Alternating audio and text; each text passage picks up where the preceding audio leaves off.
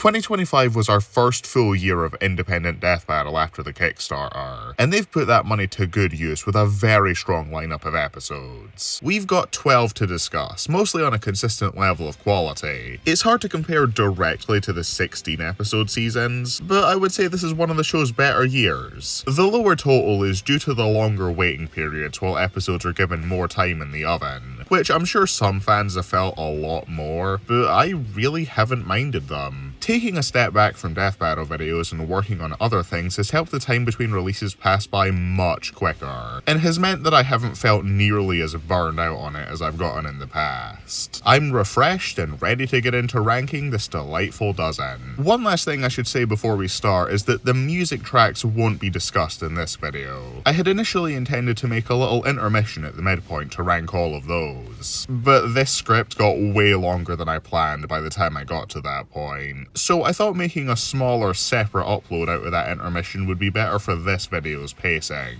That'll be in the description and an end card if you want to see that. Depending on how that's received, I might do the same in future years. Shouldn't need any further clarifications, let's get started. I cannot get that smirk he gives out of my head. Kratos vs. Azura has been talked about to death over the last year, and I'm kind of over it. The fight is mainly what drags it down to the bottom, but to give credit where it's due, the rundowns are actually quite good. They both gave me a decent handle on the characters, considering I've never had access to any God of War games, and it's been over half a decade since I last played Azura's Wrath. Kratos' side of things starts on a very grand note, and I liked hearing about his development as he went from the Greek to Norse stuff, even if the former is sped through, with the analogy about him going from a sword to a shield being a pretty neat way to get that across. Azura's reuses the same kind of thing to draw a parallel between the two, but I don't think it was as effective for him, though I do appreciate the difference in how they describe it. Kratos became a shield, while Azura already was one. Azura did get my preferred ending at least, and it's nice that they reference Boomstick having a daughter. They're not the funniest rundowns ever or anything, but I did like the way they worked in "My life is yours," and the phrase "beat the QTEs out of God" is fairly amusing. The boy jokes didn't quite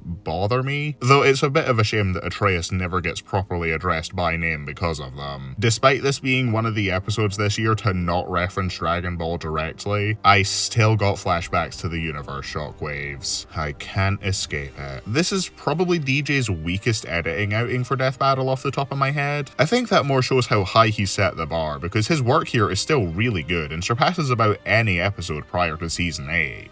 I do also appreciate them making it clear in their coverage of Azura that he's more than a one-dimensional anger machine. Foreshadowing is a literary device in which— Okay, let's talk about the fight. Devil Artemis caught a lot of flack for this animation, not all of which was justified. The man is capable of great work. He's been on plenty of stellar episodes, some of which he did completely solo. Bardock vs. Omni-Man's controversial elements came from the results. Devil did great on the fight, and I haven't heard much disagreement on that. Vader vs. Obito is still one of my favourite episodes, which Devil did alongside David Fisher. And while I don't know who did what in particular, it's not like there's any part that jumps out as looking much worse that can be pinned on him. He's clearly capable, and while I'm not going to use his past works to brush off any criticisms of this one, I think the doom and gloom I saw surrounding his involvement in future episodes because of this one was downright stupid. One bad project is not indicative of an artist's ability. To actually discuss this animation though, yeah, there's more than a couple problems I have with the visual presentation. A couple attacks don't have any follow through, so it doesn't make the characters look like they're hitting with all their might. There are several points where Kratos looks like he's putting in as much effort as he would to get up from the couch. The QTE is really low quality and has bits of the pink screen left on it, and most notably of all is that the camera work at parts is really bad. To give some examples, the axe gets embedded in the floor at the start entirely off screen, so it just kind of appears again later. There are several parts with up close attacks where we don't see the characters approaching, so again, they just kind of appear. Azura is not at all visible on screen when being spun by the blades Blades of Exile, there are several parts where the camera loses the characters completely, including the parkour at the end and this rotating shot at the beginning somehow.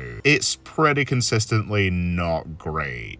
The majority of my problems here come from the writing though, both in terms of the narrative and fight choreography. I like when a death battle episode gets more ambitious by trying to work in a story alongside the fight. That shouldn't be the expectation for every episode, but it's neat when they go that one step above. Sadly, this is one of the only times it didn't work for me and turned it into kind of a mess. Even from just the setup, it doesn't convey things the best. My interpretation is that Kratos had these visions, showed up on Gaia, these guards thought he was a threat to Mithra and he killed them in self-defense, then Azura shows up thinking he's a threat to his daughter. I couldn't say that with confidence though, because I spoke about this with a dozen other people on release day, and they all interpreted some details slightly differently, so your guess is as good as mine. Why did Kratos get teleported? What were these visions? How did Azura know he was there, and why is he acting like this has been the case for a while? Was word of his arrival spread in the seconds it took him to kill these guards? Why does Azura think Kratos is a threat to his not panicking daughter that he's not attempting to hurt? It's all very muddy for an overly drawn out setup, which I wouldn't care about as much once we get into the meat of things, but I think it spills over into the fight itself. There's a part where Kratos tries to talk Azura down, and I really like that in concept. It shows him as the one more capable of acting calmly and rationally. Ignore how much this shot looks like an ERB. Azura doesn't take to it at all though and tells him to shut up,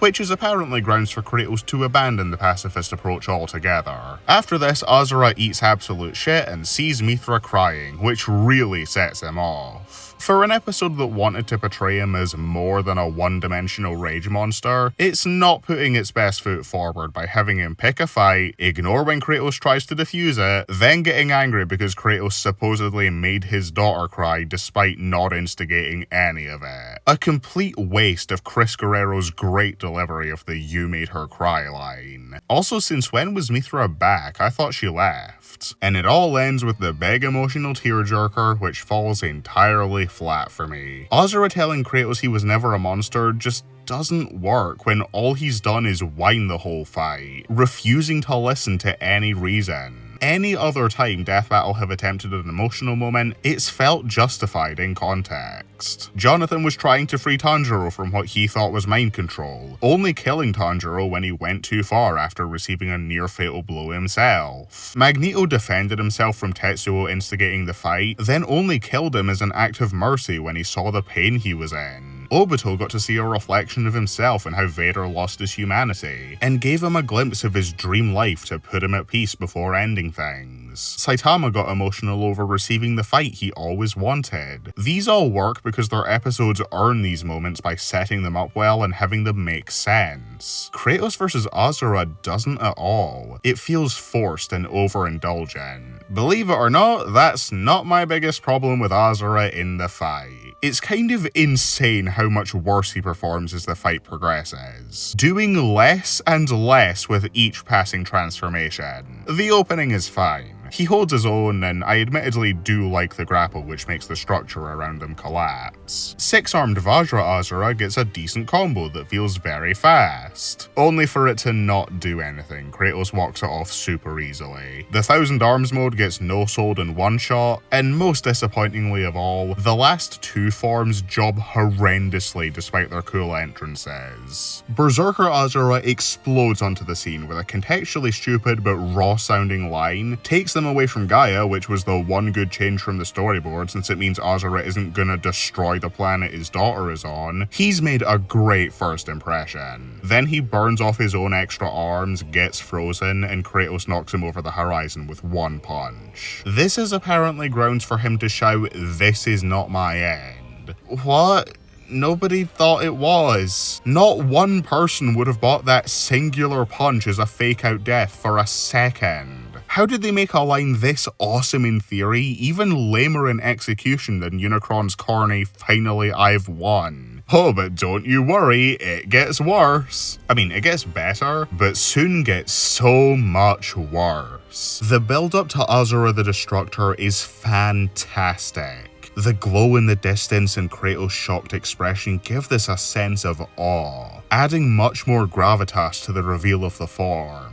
Azura is towering over the planetoid they were fighting on. He's winding up a punch that moves relatively slowly to sell just how much weight is behind it. The dramatic score and thundering boom of the shockwave the punch creates add so much to the tension. It's all going so well. Kratos, what the fuck are you doing? I don't know why Kratos does this quirky little smirk in the middle of such a dramatic moment. It's probably intended to be a scowl to show he's fully taking things seriously, but the high angle obscures the mouth, so he looks more like he's letting a fat one rip while telling me I don't own an air fryer. There's this big epic preparation for Kratos to clash with Azura, but he instead catches the punch, which he proceeds to casually hold up with one hand, then knock him back, parkour up, and one-shot him. I like the "death has not earned me" line. The voice slips back to what sounds more like Greek Kratos. I don't know if that's in character for him, but it's one of my favourite bits of the fight, so I will choose to disregard that. It comes after Hussein Muhammad did a solid job for the rest of the fight, capturing the more reserved Norse era of the character. The parkour bit is kinda cool, even if it has the problem with the camera I mentioned before, and then Azura's dead, with his destructor form accomplishing borderline nothing. And that's the fight for Kratos versus Azura. A bit of a mess in terms of both script and presentation. I think it was set up for failure in a way. I'm not sure if they were expecting it to be this long from the start, but having just Devil Artemis on this seems like way too much for one person to handle solo while juggling commitments for his own and other channels. It sucks to say because I know he had passion for it and wanted to get Azura right. How much of this was him going over and above the original plan? I'm not sure. But with the sheer amount of stuff that needed animated here, it seems like he was spread too thin. There's also the inherent issue you face of how do you even do a fight between Kratos and Destructor Azura without neutering the latter, or going to a scale for the former that would be jarring. Well, at least we can move on to the more solid conclusion now. And yeah, it does the job. Covers the points it needs to, and it's good synergy with the fight that they mentioned the Blade of Olympus as a win con, which is what Kratos lands the killing blow with. The black box about the cookbook made me happy. Not for any prior attachment, I just think it's funny that a cookbook was at all relevant to the verdict. Unfortunately, all that goodwill is spoiled by the oh please Capcom, give us Azura's Wrath too, and the alternate ending. Those together came across like they were desperate for Azura to win. I wouldn't even mind if the alternate ending was good, but it is literally just a punch that goes on forever. Kratos gets to reunite with his daughter, which is sweet, but I've also been told that his daughter hates him, so all this really accomplishes is that he's leaving Atreus behind without a second thought. Maybe it's his own perfect afterlife? I don't really know how that works. I owe Nightwing vs Daredevil an apology. At least that singular boring punch was over and done with more quickly. I don't even know what else to say, and I've rambled on for far longer than I expected. Kratos vs Azura has solid rundowns, but a really bad fight. Close enough. Welcome back, Akuma vs Shao Kahn. I'd say it's better than the worst episodes of any other season besides 10, but I have no desire to ever go back to it. Time to move on now. This is the segment's end. Hey, reference! More than any other modern episode I haven't clicked with, I feel really bad in saying that I didn't get anything out of Spider-Man vs. Deku. It's especially frustrating because I know it's not even bad. In a lot of ways, it's pretty good. But like Gogeta vs. Vegito, this is one that was practically genetically engineered for me to not care. It's always a harder sell to get me to care about returners in general, which has been a pretty consistent problem throughout this year. I'm always more interested to see new characters and series represented. If a character's previous episode is either really early in the show, or really abysmally dogshit, then sure, I'm open to seeing a second go at them. I don't think either of these characters needed it. Miles' first episode still holds up more than fine enough, and Deku is maybe the least necessary character they've ever brought back. Less than 30 episodes ago, and not much has changed with him that I think warrants a revisit. The context of everything around it didn't help. Marvel already has way too many episodes, to the point where we're double, even triple dipping into a ton of characters. This was the first in a set of 3 Marvel episodes almost in a row, and we just got a Hiroaka episode earlier this year that covered the series very well, including the most relevant feats and scaling to bring up for Deku. It all leads to these rundowns almost completely washing over me, despite the fact that there's some genuinely good writing in them. particularly with how they end. Spider-Man's rundown closes out by mentioning the Spider-Verse stuff since it's heavily associated with Miles, without letting it overtake everything completely, and bringing up Stan Lee's iconic quote about how Spider-Man could be anybody, something initially said about Peter, which applies every bit the same to Miles as well, seamlessly leading into Deku's part of the episode by ending on how anyone can be a hero, then opening the next rundown asking what a hero truly is. I don't think any other episode links the rundowns like this to my memory, and Deku's ends with a mention of how important the support he had was, and again affirming that anyone can be a hero. I like that the episode works in that shared sort of theme between these two characters. In terms of everything before those though, I unfortunately can't say they hit me much. There's the occasional amusing line like the bit about Miles having parents, or the Deku sidebar that dodges around the shipping wars. I like the other sidebar that shows off the people Deku's saved in his list of feats. Boomstick takes a stray at the British when mentioning football and that's based as fuck. I pogged at the Hundreds of Beavers clip. The flying spider trivia was horrifying and probably the most interesting part of the episode. I don't know, there's nothing really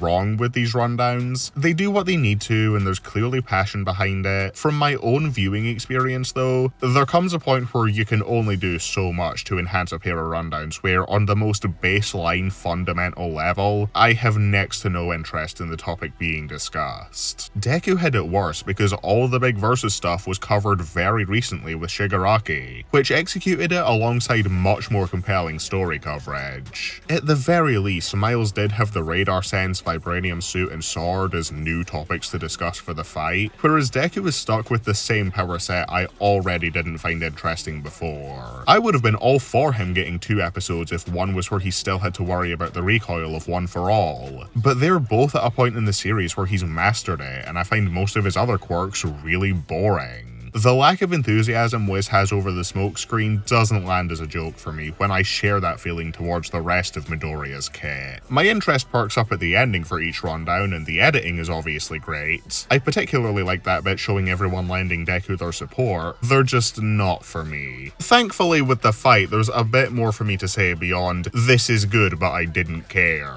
You can tell at a glance this battle looks spectacular. It's like a comic and manga brought to life and merged together, with any stylistic difference not feeling too out of place given that Spider-Verse has already gotten me used to seeing Miles next to people in other art styles. He's always surrounded by halftones, which is a nice touch, and Deku's always in grayscale whenever they're in the full page view since that's how manga's usually printed, a style that comes back in the end once Izuku's won the fight, contrasting really well to the start where he was the oddity in a world entirely within Spider-Man's style. The lighting, compositing, 2D elements on the 3D models, it mostly looks great at a standstill. Shout out to the I'm Him shot which goes hard as hell. In motion it's typically fine as well, but I also think the incredibly fluid movements of Moro's animation style can work against it sometimes. The characters move at a very consistent pace, so there's not often the chance for an attack to get much of a wind up, or for something to have the chance to build acceleration, which leads to a general feeling of floatiness. This was not an issue I had with either of his previous episodes or Indie Cross, though this one is a lot more heavy on CQC than any of those, and it is in a somewhat different style from Moro's usual work. It's not bad or anything, just an area where there's room to improve. There are other bits I could point out as looking off, like Spider-Man going off camera as he makes his way through the building, or this really bad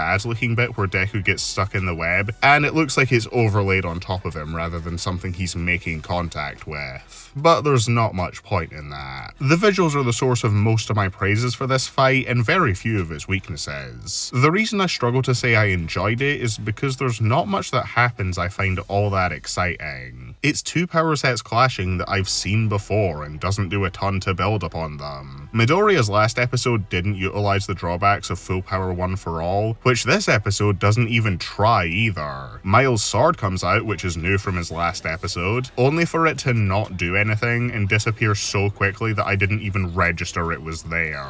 There is this one really cool bit where Deku's danger sense lets him dodge a punch ahead of time in the middle of the smoke screen. Spider-Man shoots a web into his face while he's too close to dodge, and Deku tightens his grip to break the web shooter, which forces Spider-Man to use the venom webs going forward. There's an onomatopoeia that shows on screen for that, another consistent visual touch across the animation that I liked a lot. There's also a bit where Deku takes them to an abandoned part of the city so that they can go all out because he always does his best, which he spells out in as much detail as that, and does a better version of the building throw from his previous episode. These are fun little moments that most other episodes would have in between the more exciting stuff. Here though, they end up as the highlights to me because I find most of the combat super standard and unremarkable. There's only one bit of the fight that stands out as something I really love, and that's the ultimate Spider-Man exchange. I like Deku bringing up his friend with similar powers to Miles' web swinging, and Miles using that to hype up Peter, then himself even further. It's the best bit of dialogue in the fight, which leads to my biggest problem with the rest of it. Spider-Man Season 7 episode could feel a bit too Spider-Verse focused in the rundown. Versus Deku seemed to fix that, then it turns out they just moved it to the fight instead. There are so many Spider-Verse references here.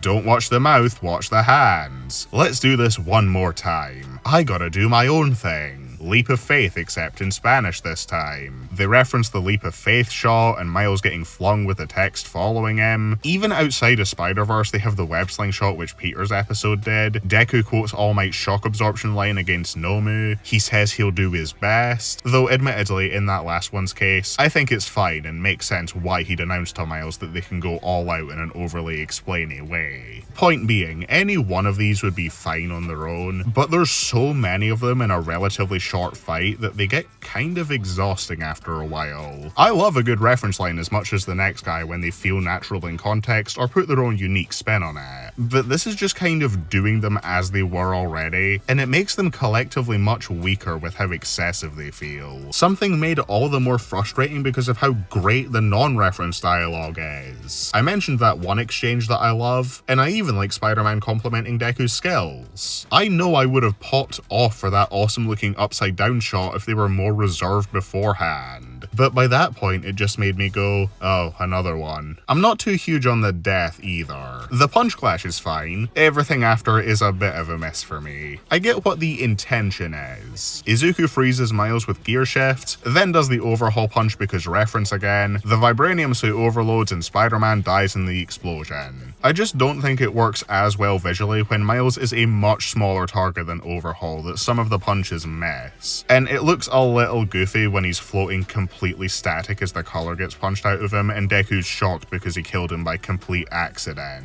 The ending shot is nice at least. I don't think it would have been particularly satisfying to have Deku break down into tears over killing Spider-Man, so paying respect to him is as best they could do here. I also can't see this without laughing anymore because my friends and I have memed Deku saying Spider-Man and calling him Spider-Man no hyphen to no end. That's about the gist of the fight really. It looks great, it has a few banger moments, the voice performances are solid. I think it's a good fight, but one that I find really boring to watch to the point where those few highlights aren't enough for me to say that I enjoyed my time with it. And I feel awful saying that because I've spoken to Kian, the writer of the episode, about it, and have more of an appreciation for what he was trying to go for. He wanted it to be a case where the two learn and take inspiration from each other over the course of the fight, which does come across with their positive attitudes and how they'll mimic each other, like Deku doing his own slingshot or Spider-Man using the venom webs to match Black Wick. And it's a shame that all that was lost on a reception that was mostly just, this looks nice, and Deku street tier memes. The latter I did admittedly find funny since I wasn't overexposed to them. I think I'm just not the right target audience for this episode, even more than your usual Marvel affair, and that's fine. If you're a fan of these characters or more receptive to returners, sound off in the comments. I'm genuinely interested to hear perspectives from people who didn't have an uphill battle to climb. I think the best way that I can summarize this is that it's not uncommon for me to have a more positive reception to an episode when watching it with friends. There are episodes that I've mellowed out on that I loved on my first go around, or ones that I soured on that I initially liked. Kratos vs. Azura was one of those. Yet with Spider-Man vs. Deku, I was fairly stone-faced and didn't get much mileage even in a group viewing, which should say it all. Alright, the conclusion was also fine and I liked when Boomstick said his goodbyes in Spanish. That's about all I have to say. Let's move on to an episode that I hopefully won't yap for 10 minutes about. Welcome to hell. It took me a while to solidify how I felt on Master Chief vs. Doomslayer. I loved it on my first watch, even thinking I might have preferred it over Ghost Rider vs. Spawn. As I mentioned in the last segment though, my first impression in a group is rarely indicative of how I'll feel in the future, and as time has gone on, I've long since known that this would almost certainly be third last on the list. But the question remains, did I like it on this rewatch? Let's see. These rundowns have got some weird stuff in them from the perspective of someone who's never touched Halo, and has only beaten the original Doom game and never finished 2016, though that is on my to-do list for this year. I don't necessarily agree with the expectation I've seen in parts of the community where every episode needs extensive story coverage. This is a 6-minute versus rundown. You're not going to get all the deep intricacies of a character's lore out of that. As long as they can give me an understanding of the character, that's all I need. But there are several things here they bring up and just sort of gloss over. To my understanding, Chief's luck is a big part of his character and the sole reason he survived his surgeries. The episode alludes to this by bringing up a few times that he's quite lucky, and doesn't elaborate. They bring up how close he is with Cortana, the AI recreation of the person who ruined his life, bringing John's humanity back to him. This caught my attention as something potentially interesting. Then they give no examples and say he got a new one when she died. They acknowledge Doomslayer fighting a guy that looks like himself, only to say Doom has themes, and brush it off with a not particularly funny joke before moving on immediately.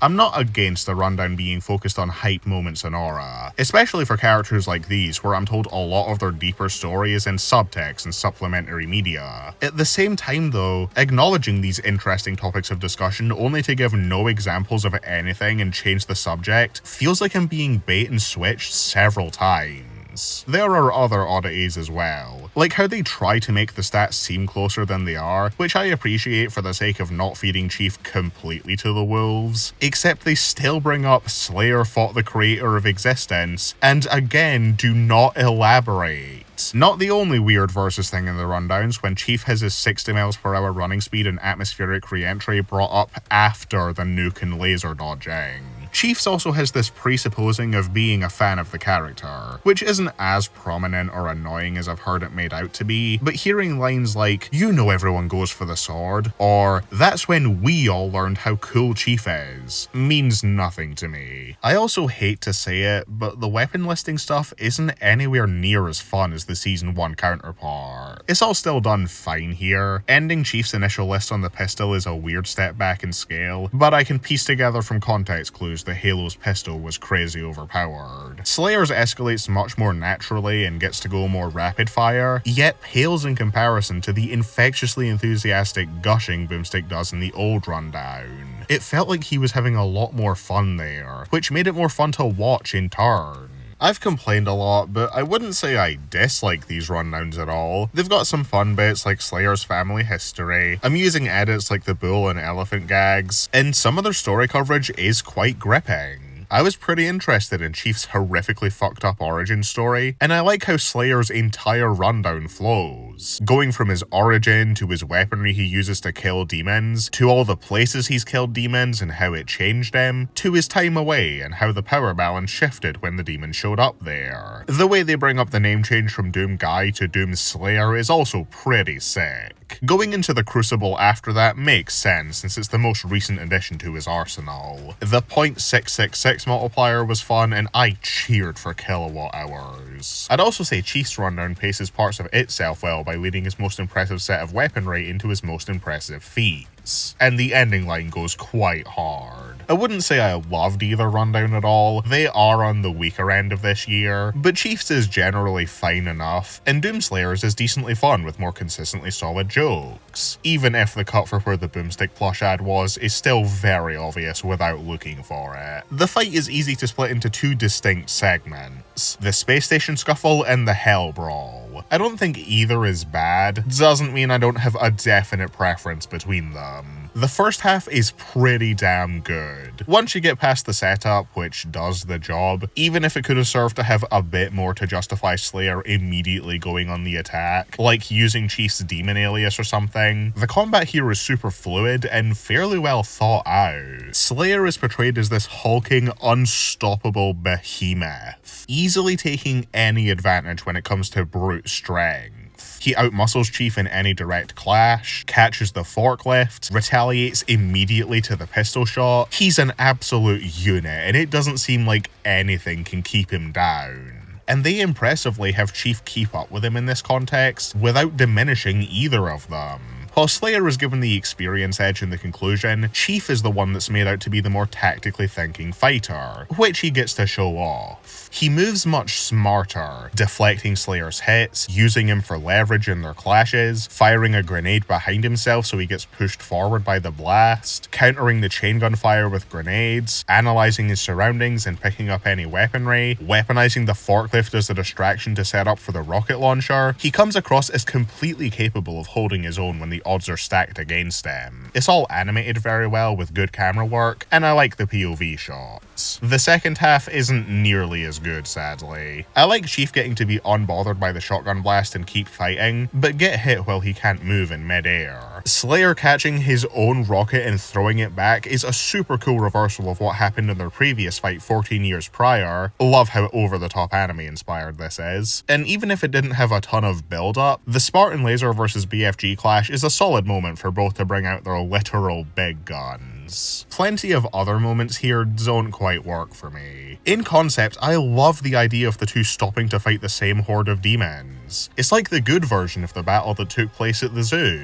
It leaves me wanting though because they don't have either character play off each other during it like the Frank vs Leon zombie scene, and there's no money shot of the two doing cool shit on screen at the same time, which I appreciate would have been a nightmare to animate. I wouldn't mind this odd detour as much if it resulted in anything more than the Doomslayer sucker punch and a quirky Cortana quit. That's another thing actually. Cortana really gets the short end of the stick in this episode. Beyond what I mentioned for the rundown, the fight gave me the impression that all she does is spout corny MCU parody one-liners. Again, I haven't played the Halo games, so please let me know if this is accurate characterization. And she sadly doesn't get to accomplish anything other than shutting down that, quote, annoying AI Vega, who's contributed about as much to this fight as Spawn has. Chief gets another finishing this fight reference. I definitely preferred how they worked it into the rundown, and does what is, in effect, a worse version of the invisibility scene from the first episode. It's cool in theory, but ends up undercutting the only time Cortana gets to do anything, and only furthers the feeling that Chief doesn't accomplish much in this second half. They felt pretty on par at the start, then when they get to hell, he doesn't get any significant moments of advantage. He gets knocked out of the sky, sucker punched, clashes equally with Slayer once, gets countered immediately, then watches his own rocket get chucked back at him and does nothing before getting killed instantly. Credit where it's due though, he does go down swinging in that final POV shot for the fittingly extra death. Having all three swings of the Crucible saved for here to disarm him, impale him, then snap his neck and blow him up is the kind of excessive I was expecting from the Slayer, and I was quite satisfied with the execution. My only gripes being the first-person perspective not making the arms getting chopped off clear at first, and I didn't love the rip and tear delivery. It's otherwise a wonderfully over-the-top ending that I don't think disrespected Chief at all, as I've heard some say. The final shot goes hard. So not a perfect fight by any means, but one that started very strongly and still had its moments even after it dropped off in the second half. I'd say I had a decent time with it, and the conclusion ends things off in an acceptable enough way. Not great by any means because it doesn't use the category system very well. AI has to be the biggest pity advantage they've given all year.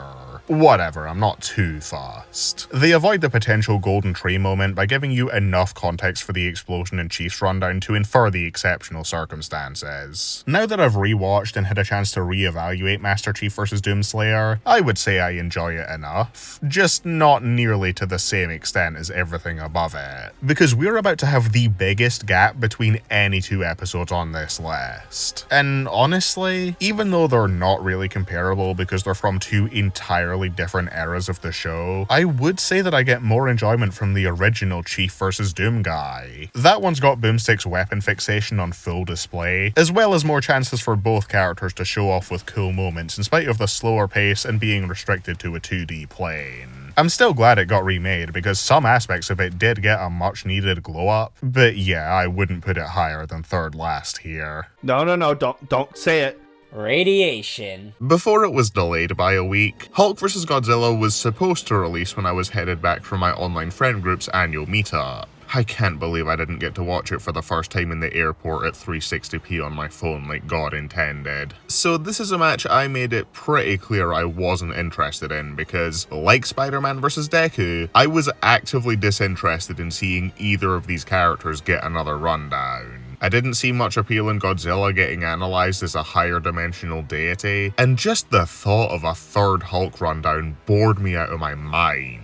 Over time, I've warmed up to the idea of a composite Godzilla rundown. It's a neat way to set itself apart from his previous episode, and it gets to capture the entire history of the character that you wouldn't get from movie Goji alone. Sadly, I can't say the same is true for Hulk. And yeah, I didn't get much from his rundown. It's the same issue with Miles, where it's a returner from a franchise I'm more burned out on than any other, which extends far beyond Death Battle at this point. Except Miles only had one previous episode, whereas Bruce had two with less of a gap since his last appearance, and instead of a grounded street tier brawl, it's a cosmic tier character, which I found myself even more bored by in recent years.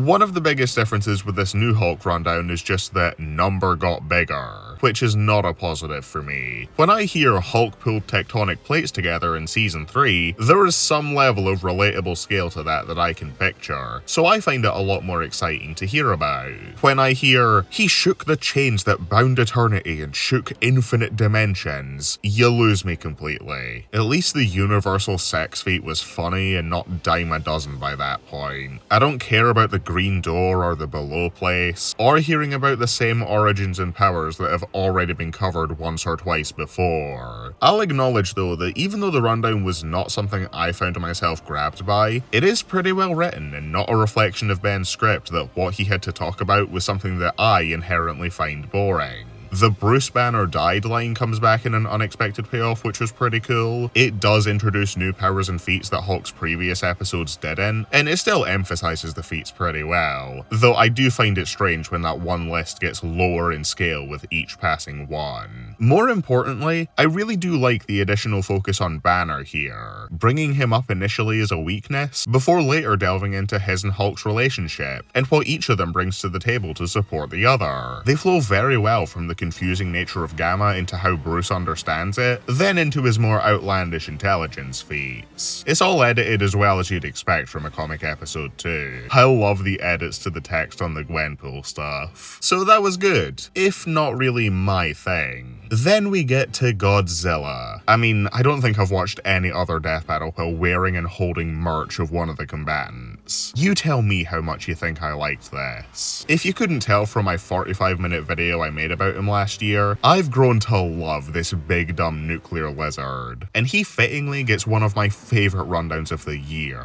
Seeing so many Gojis get their time in the spotlight, from direct name drops to even just B-roll footage or sidebar mentions, was a constant source of serotonin that I never got tired of. Snow Godzilla's fight with Miku's brought up, Chibi gets mentioned as another example fight besides the one we're all familiar with, Shin gets 3 separate mentions, like holy shit Wiz, get a room already. Godzilla Earth, that's okay, you can keep it. Even Hanna-Barbera's old cartoon gets to show up directly alongside Shin. A great way to have the two contrast to show the difference in so many of these variations. Every major version of this character feels like it gets some time in the spotlight to show the range of roles Goji's played over the years. From the heroic to the villainous, the silly to the serious. I love how Wiz wants to try and take things seriously to make Goji sound scary, which Boomstick keeps distracting him from, only for him to start leaning into that horrifying stuff too, then still being drawn to Dr. Pepper. I like how minus color is used at the start when they're talking about the origins of the character to more closely match with the 1954 footage. The quote they start with showing what Godzilla represents is a nice touch, something shared with Hulk's rundown, and as a recent fan of the franchise, there are some things that I just find really funny. Like when they mention the 3 times Godzilla comes back to life and one of them is a random shot of a Japanese kid, that's not a mistake, that's just how Versus Mega Gyrus ends. villains. Gigan being one of the specified big bads solely because of his relevant speed feat is pretty amusing too. They do a different spin on the couldn't he have picked on some other country line this time, which I'm grateful for because it means we don't get a beat for beat retelling of the old lot of fish joke. And of course, you can't go wrong with Manila slander. There is part of me that's disappointed Ultima has to be such a big focus in a versus sense, since he's nowhere near one of my favourite incarnations, but that comes after a fairly lengthy love letter to Godzilla's full history. And it's not like it bogs things down with versus terminology. Godzilla's impressive feats are relatively more grounded than Hulk, so I find them more fun to hear about.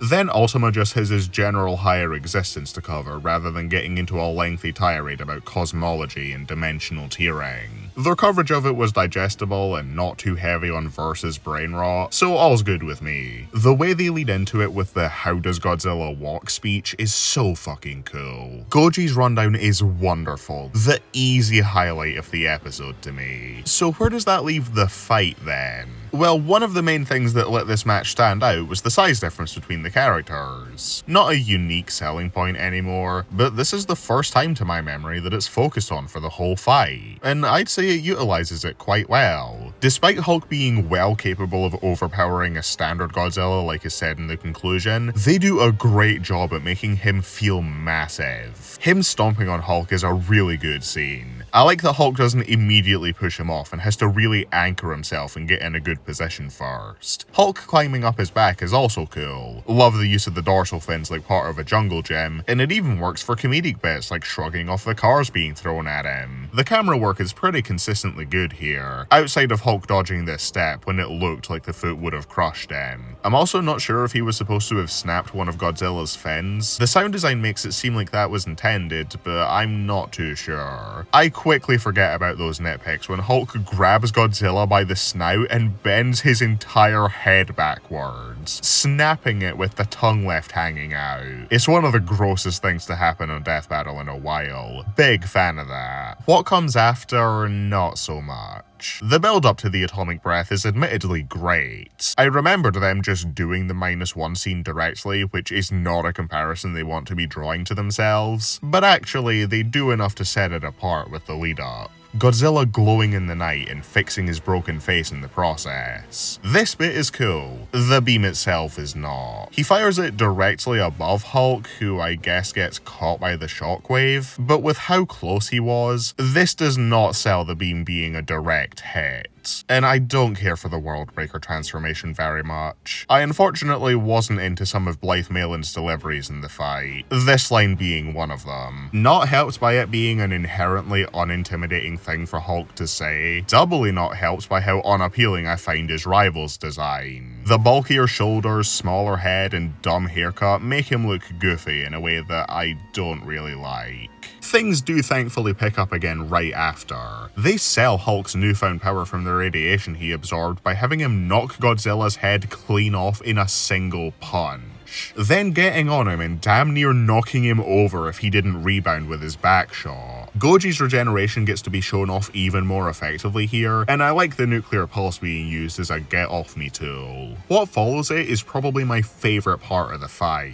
As I've said before, I really like the creative use of the thunderclap to propel Hulk back down as a meteor through Godzilla's red spiral ray, nuking the city they're in completely. Godzilla's left as a mangled corpse, archetype now flowing out of him to lead into the next phase. After a single atomic breath is now enough to kill Hulk and force him to resurrect, Ultima is on the field, much larger than before. It's a great transformation, more than picking up the slack for how lackluster I found World Breaker. It gets extra points for the red smoke seeping out of Godzilla's mouth, making it seem that much creepier. The final act then takes a much different approach than any other death battle before it. We have a full-on time skip, with Banner having now supposedly figured out a solution to their problem. He'd briefly shown up before, now he was going to be crucial for Hulk taking out this foe he couldn't punch to death normally. It's structured like they have to take Ultima down in the same way as protagonists of Godzilla movies usually do, and while it does make the ending a little more predictable in advance, it's cool nonetheless.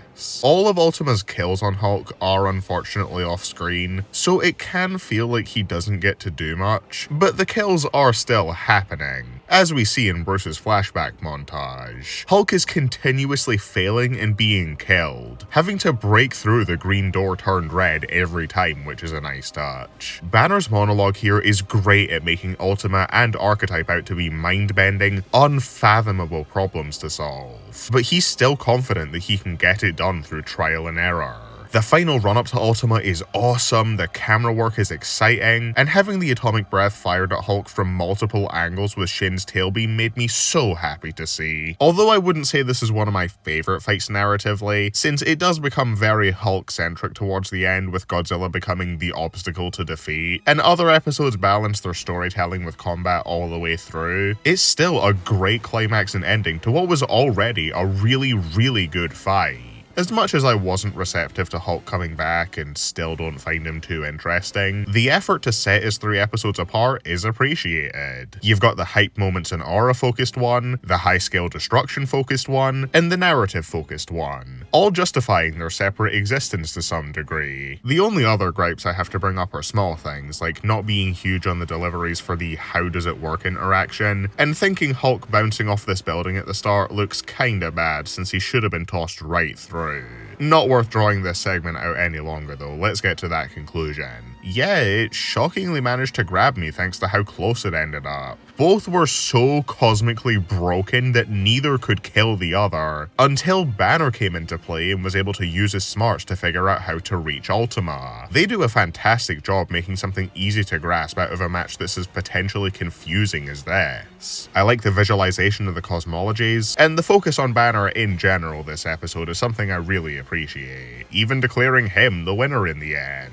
The parallels brought up to the Godzilla scientists of the past is another detail that I really liked, though when bringing up the examples of Bruce's smarts, I probably could have done without the radio being mentioned. The scanner thing got their point across. After that, it felt like they were just recapping the same list from the rundown. Alright, I've yapped way too long, let's wrap this up. Despite one of the rundowns not doing a ton for me, I think there's enough I loved in Godzilla's rundown, the fight, and the conclusion without too much baggage for me to say that, despite my initial pessimism on the reveal, I loved Hulk vs. Godzilla. It's a great episode, and easy to see why it commonly ranks very highly among my friends. I just happen to get more out of the remaining 8. Let's see what's next that I will hopefully not yap about for as long. Good lord, someone shut me up. But you're a vampire. No, I'm not. What are you then? I'm a Jehovah's Witness. Been a while since our last live-action death battle, hasn't it? Well, the Ismahawk team is back with a bang for Blade vs. Buffy. No surprise from how far into the list we are now that I really liked it. So before we get into the obvious, let's briefly touch on the rundown. Blade was the Marvel character this year I was most interested in before his episode dropped, so hearing about this side of his universe was refreshing compared to what normally gets tackled. Things get to remain pretty grounded, which does not stop them from making Blade out to be the coolest motherfucker to ever live. I liked them going over his connection with his daughter, and some of the comedic bits have stuck with me, like the jab at the old suit, and Wiz freaking out over how no other heroes give a shit that Dracula's roaming around. Analyzing Wesley Snipes' training for the movies to get an idea of Blade's martial arts experience was a neat way to learn about that, similar to what they did for John Wick. I will say though, I understand it's because it matches with one of Buffy's feats for a direct comparison in the conclusion, but it's kind of sad that a feat from an alternate universe version of Miles that should only be worth bringing up in his own analysis somehow is not something unique to that episode within just this year.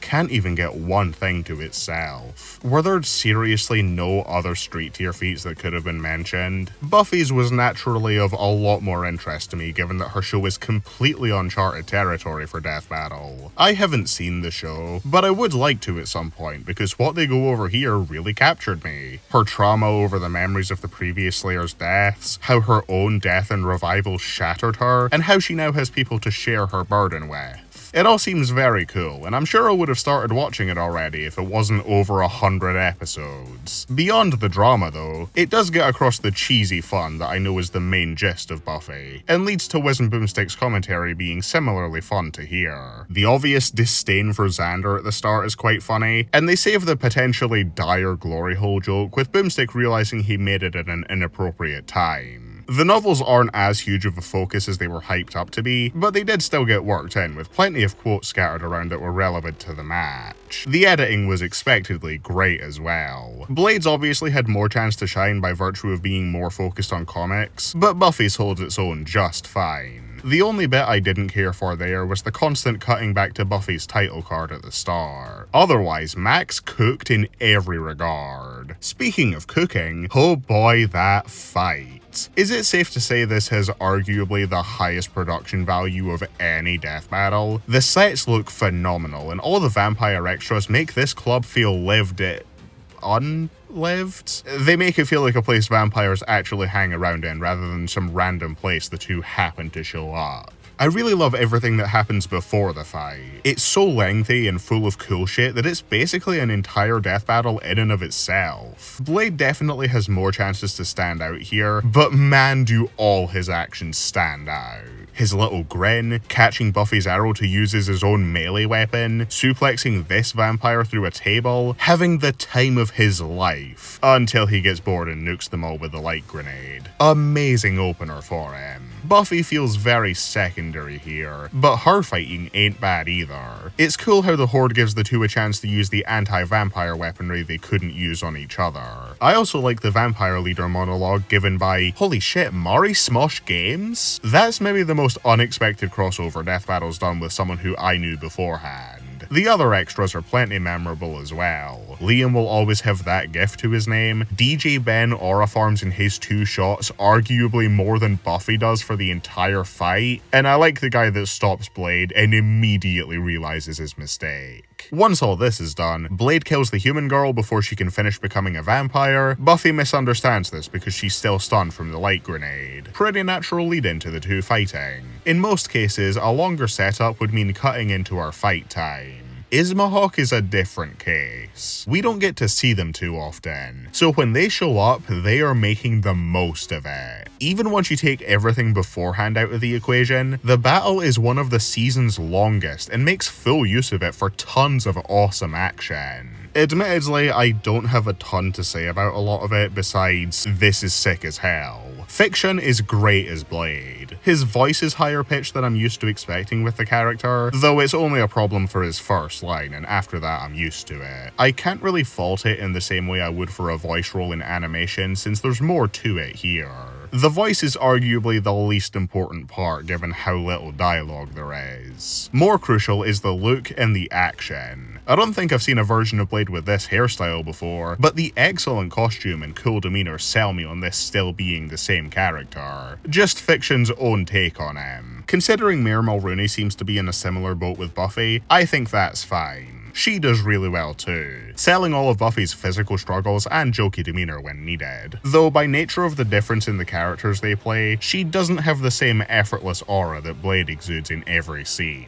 I think that's one of my main issues with this fight. Buffy doesn't get to quip a whole lot, even though that's kind of what she's known for. Having that bounce off of Blade who's remaining quiet, trying not to get annoyed, seems like it would have been a fun dynamic that made both out to be not letting on how seriously they're taking things. Buffy instead comes across as putting in much more effort than Blade for the majority of the fight, and this makes her underdog victory kind of obvious the longer things go on. The verbal exchanges we did get kind of let me down, because the extent of it is Buffy's another sword line, which is admittedly a banger, Blade dropping 2 separate word-for-word quotes with minimal prompting, and Buffy's amateur hour, which I'm confident in guessing is also a quote, but it's non-specific enough to not be irritating if it is. My favourite line is the awful quip she drops after killing Blade as she puts on the glasses she'd been kicking around all fight. I'm told it's the most authentic portrayal of Buffy in the episode, and if that's the case, then I wish we could have gotten more of that to contrast Blade's stoicism. If I'm to get into the few specifics of the fight I took note of besides it being generally fun to watch, I really like how Buffy's scrappy fighting style comes across when she gets to weaponize her jacket in this bottle to counter and disarm Blade. She's decidedly less calculated than he is, without seeming perpetually at a disadvantage. Blade still gets to use his jacket as a distraction though, learning from Buffy's own example. The loss of both of their coats and Blade's glasses serve as visual indicators for the fight's progression before any battle damage comes into it. The scuffle in the shitter is probably my favourite part. The overhead shot stands out from every other scene when the camera's level with the fighters, and it's inherently funny for a weapon to be taken out of the equation by knocking it into the toilet. That's then followed on from with Buffy directly overpowering Blade as a way to show off that advantage that's brought up in the conclusion, while being really tense on whether or not she'll be able to keep herself from being stabbed. And I really like that final duel, bringing out the strongest weapons for both, and having the strength of Buffy's axe shown off by how this is the first thing in Death Battle to my recollection to completely cleave through adamantium in one swing. Very cool how the shape of the axe is used to have Blade's sword go through it and use it as leverage. The stake through the heart is a very fitting way to set Blade up for that final decapitation. I'm impressed. We finally got a good kill in live action.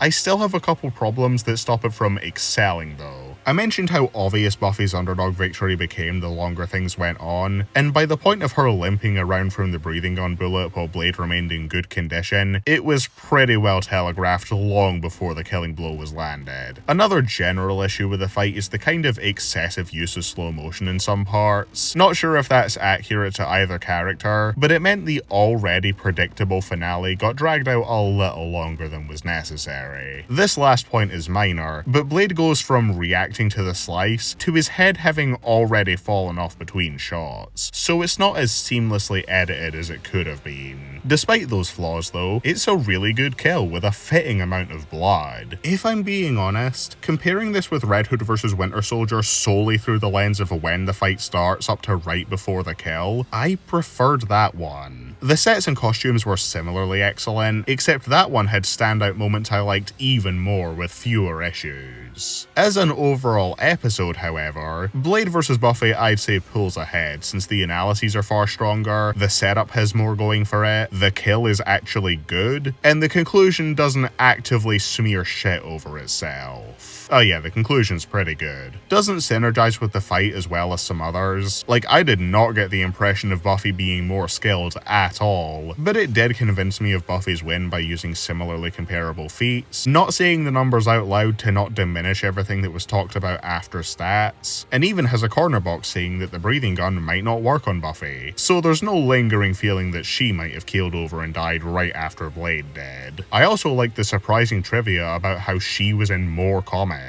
Blade vs Buffy is a great time, my favourite live action episode to date. And I'm really glad that Buffy was able to pull out the unexpected victory. That made my friend who's a huge fan of the show happy. Though I'd like if the next one could branch out a bit from always needing to have a comic character. If they could pull off Captain Kirk vs Han Solo, that'd be sick. You made this? I loved Dante vs. Clive. I wish I loved it more. For fans of these two series, I'm sure this is a highlight of the year. I personally hit a bit of a roadblock. Since Dante's a returner, I wasn't too interested in coming back, and I've never played DMC. I was under the impression that it was a Sony exclusive, but apparently not, so I might get around to checking it out. And Final Fantasy XVI is a massive RPG, something that I'm unlikely to be able to set aside the time to get invested in. And I just wasn't too grabbed about the idea of learning about it on Death Battle. Despite that hindrance, I think this episode turned out to be a real banger. Dante's rundown covers his jovial attitude in the face of his tragic life that makes him seem like a character I would find compelling to follow, and how important his family is to him. I didn't get the impression that Virgil died after their first encounter from how they worded it, but I like how he and Nero got brought into the focus later on. And hearing about just a small portion of Dante's expansive arsenal was really cool. I like how his weapons are used to lead into his story, which then goes into the powers he unlocked after some of his accomplishments, then Devil Trigger brings us back to the plot progression. It's paced very well. Clive's rundown I thought would go in one ear out the other, just because of how much I'd be having to learn about this expansive world from scratch. But I think after my third or fourth viewing, it's starting to set into my dumbass brain. Them going into powers so early is used to reflect how he had to learn magic at such a young age, and saves the icons for later in his life after more plot stuff. It goes into similarly interesting descriptions of Clive's relationship with Joshua, and it's paced very well too, with the story beats and various powers actively leading into each other. It's a generally funnier rundown to me than Dante's, with the Phoenix down and light at the end of the tunnel bit sticking out to me, plus confirmation of bisexual boomstick. You love to see it. Magic crystals mentioned as well? They really are trying to win me over. Another nice parallel to Dante's is that they both end on the name of the series. This is a great rundown. I wish I cared at all about Final Fantasy XVI so that I could give it the credit it deserves, because I'm sure it would be higher on the list if that was the case. They throw a lot at me, and I'm having to actively try to keep up more than I usually do for a series I'm less familiar with. Entirely a me issue and doesn't reflect badly on the writing at all. Anyway, the fight. Torian is back as was promised in the Kickstarter, and from the very first shot of Clive sharpening his sword, I could already tell we were so fucking back.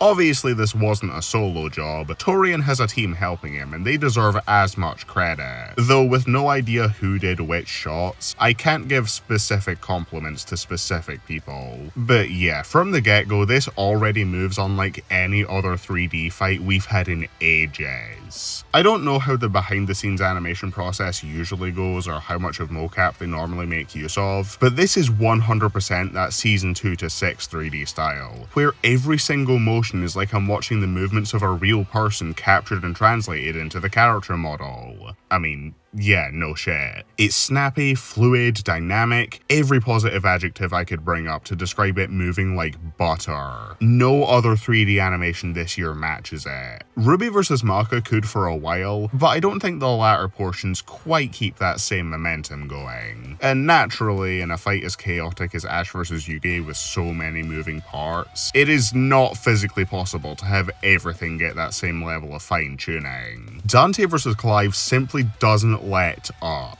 It keeps the exciting action going from start to finish and never takes any sort of dip in visual quality, outside of this kinda weak stand rush which feels a little slow and doesn't have the effects necessary to make it look or sound very impactful. That's all in terms of the main bodies anyway. The faces are very stiff, which is a valid complaint to have, but I feel weirdly nostalgic for them and they don't bother me. It really is just an old school Torian style fight brought into the modern era with all the fancy new Vispo trickery they can do with their upgraded resources. It's among the best looking episodes of the show.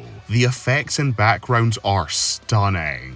The crystal wall especially, god damn. The fighting probably has a lot you can dissect and praise if you know anything about these two, and I have a passing cursory knowledge of Dante, but as said previously, I don't really know Clive, and so I can't go much into the usage of his arsenal. I mean, he does get plenty of spells, and each icon seems to get at least one moment to shine, so no complaints from me there. They did about all I would have wanted. In terms of individual moments within the combat, a lot of what I take note of is from Dante's side of things. I love the lighting on his funny hat and the moonwalk that he does. It's so characterful and looks fantastic.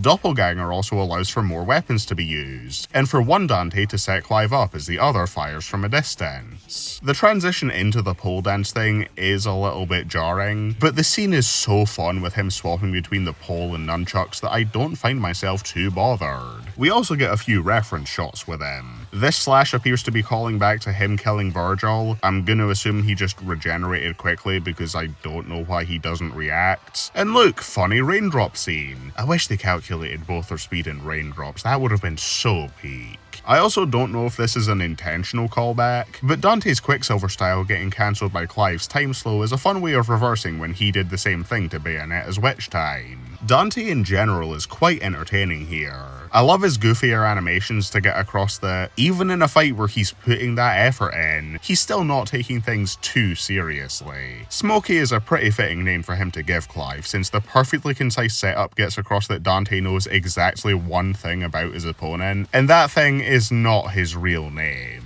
Clive's got some fun bits too, particularly in regards to him not knowing what modern technology is. He rationalizes Dante's electric guitar as a magical bard thing, and then has nothing but confusion at the sight of a motorcycle. I love the way they each incorporate a mention of their brothers. Dante brings Virgil up as someone he's fought plenty of times in response to Clive giving him a run for his money, while Clive brings up Joshua when he's on the back foot and needs to call upon more power to even things out. And it leads into one of the coolest transformations of this year. Will Dorenzi Martin's performance as Clive was good prior to this, and the Joshua shout is the highlight without a doubt. The reveal of Ifrit Risen also looks stunning.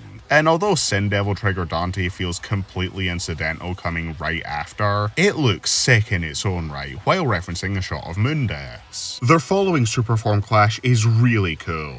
They do the button prompt thing better than Kratos vs Azura, the change in location to space makes it stick out visually, the effects are some of the fight's best, I love the smoke and sexy style voice clip, it's a lot of fun. That said, a couple things aren't conveyed very well. You've got Clive regrowing his arm because hey reference, except we never see him lose it. We can see that he has lost it if you slow down the prior scuffle, but by not actually showing his arm getting damaged, my reaction goes from oh that's cool to when the hell did that happen? The fireball clash in the sky confused me even more. So what I think is supposed to be happening is that Clive launches this big fireball which Dante clashes with, and the explosion takes them both out. We never actually see the attacks clash up close though. It immediately cuts to the shot from afar, and the explosion isn't directly shown to knock either of them down. So when the next thing that happens is both of them falling from the sky, I was a little taken out of it because I didn't have a clue what just happened.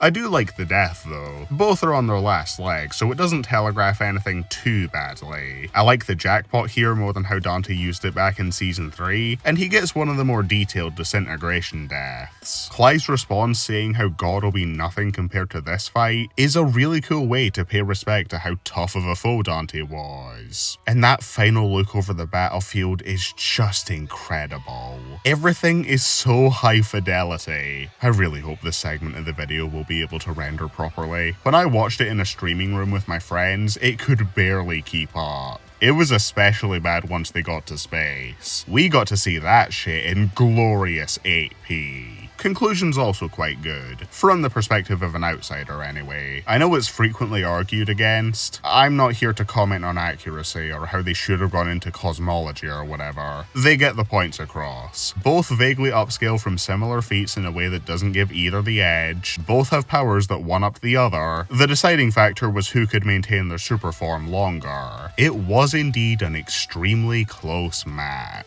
Before I end this segment, how do I think this compares to Dante vs Bayonetta? Well, the boring answer is that I don't really know. I would need to rewatch that episode in full and form a more updated opinion, because I do not trust anything that was said in those season rankings from nearly 4 years ago. Versus Clive has the better rundowns, no questions asked. I think versus Bayo might have my preferred fight though. The new one looks leagues better, but that was never in question. Still, it is really tough to beat the power move that was the surprise 2v2. Versus Bayo was also longer, which is a plus, and I find that portrayal of Dante more entertaining. His dialogue is funnier. I think I like Stephen Fu's performance a little bit more than Luca Xavier's. He gets a better transformation and a more stylish kill. It's a tough act to top.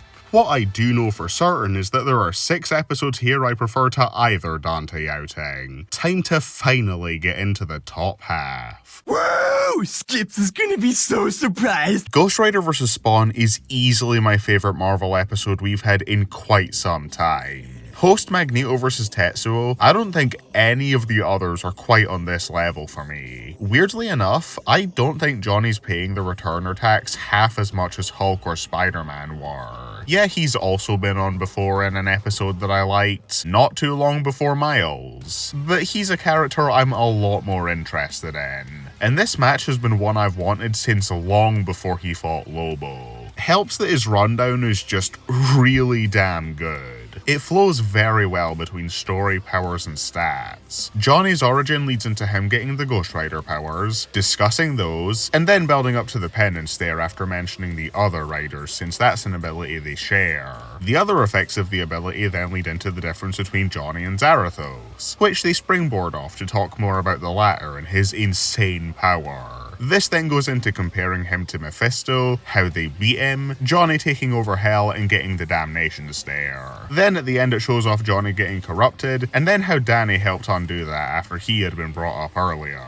It goes from point to point exceptionally well. It's also fairly strong comedically. The fake out with Crash's namesake was so darkly funny, and mentions that fucking Bandicoot that I love as a bonus. Johnny lived up to his name, builds off it super well too. Fifth scariest Nick Cage performance makes me laugh every time. I love the dunk on Mephisto by referencing Spider-Man One More Day. Even the boner line gets saved by the Sans trombone. Lots of jokes tickled my fancy here, balanced out with some cool lines to close out.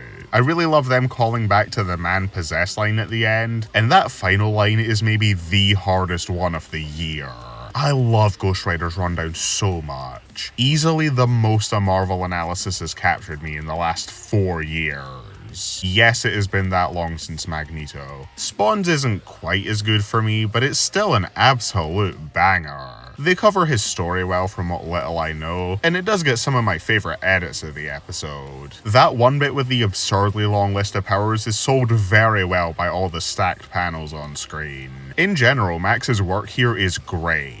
That's always a plus for the comic episodes. While it doesn't have as many quotable jokes, it does still have some laughs, like the comparison to the penance stare, and that bit about the dumbass self-erasure doubles as a funny haha, while also showing off how broken Spawn's regen is. I like the ending paralleling Johnny's with the taking over Hell stuff too. Really the only thing that jumped out to me as something I didn't like was the movie footage being putrid to look at. Something that isn't really Death Battle's fault. Nor is the cut where they talk about how he ripped Malbolgia's head off. This momentum keeps going into the animation.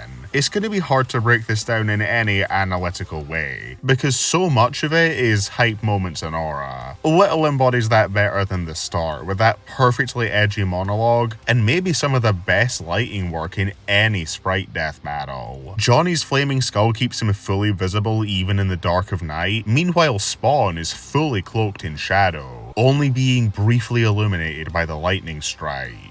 It's the exact aesthetic that clicked with me so much when I was watching the cartoon, and they translate it perfectly. Also Akira bike slide, hell yeah. Once the fight gets going, there's plenty of cool shit happening. The two fight on the side of a building, Spawn calls back to his perfect and amazing fight with Alucard by shooting Johnny's head off, the green and orange explosion looks so pretty. There's really nothing too crazy going on here, but it's carried by the phenomenal presentation and one-liners. I love Al telling Johnny that he fights like a bum, which he doesn't even rebuttal verbally. He just sends Spawn straight to hell with a damnation stare. I guess I could say Johnny having to reform doesn't come across too well with the explosion trailing off camera, but that's about it. The rest of this is a very solid opening for the even cooler shit coming up. Well, okay, not the time stop scene. That's kind of ass if I'm being honest. Spawn stops time just to fire back at something he could easily avoid, then gets caught in what seems to be his own explosion. If that's meant to be a reference to him being stupidly self-destructive, then it doesn't scan, and is kind of detrimental when the rest of the fight is built around making them both look as cool as possible. Everything else around it though, peak.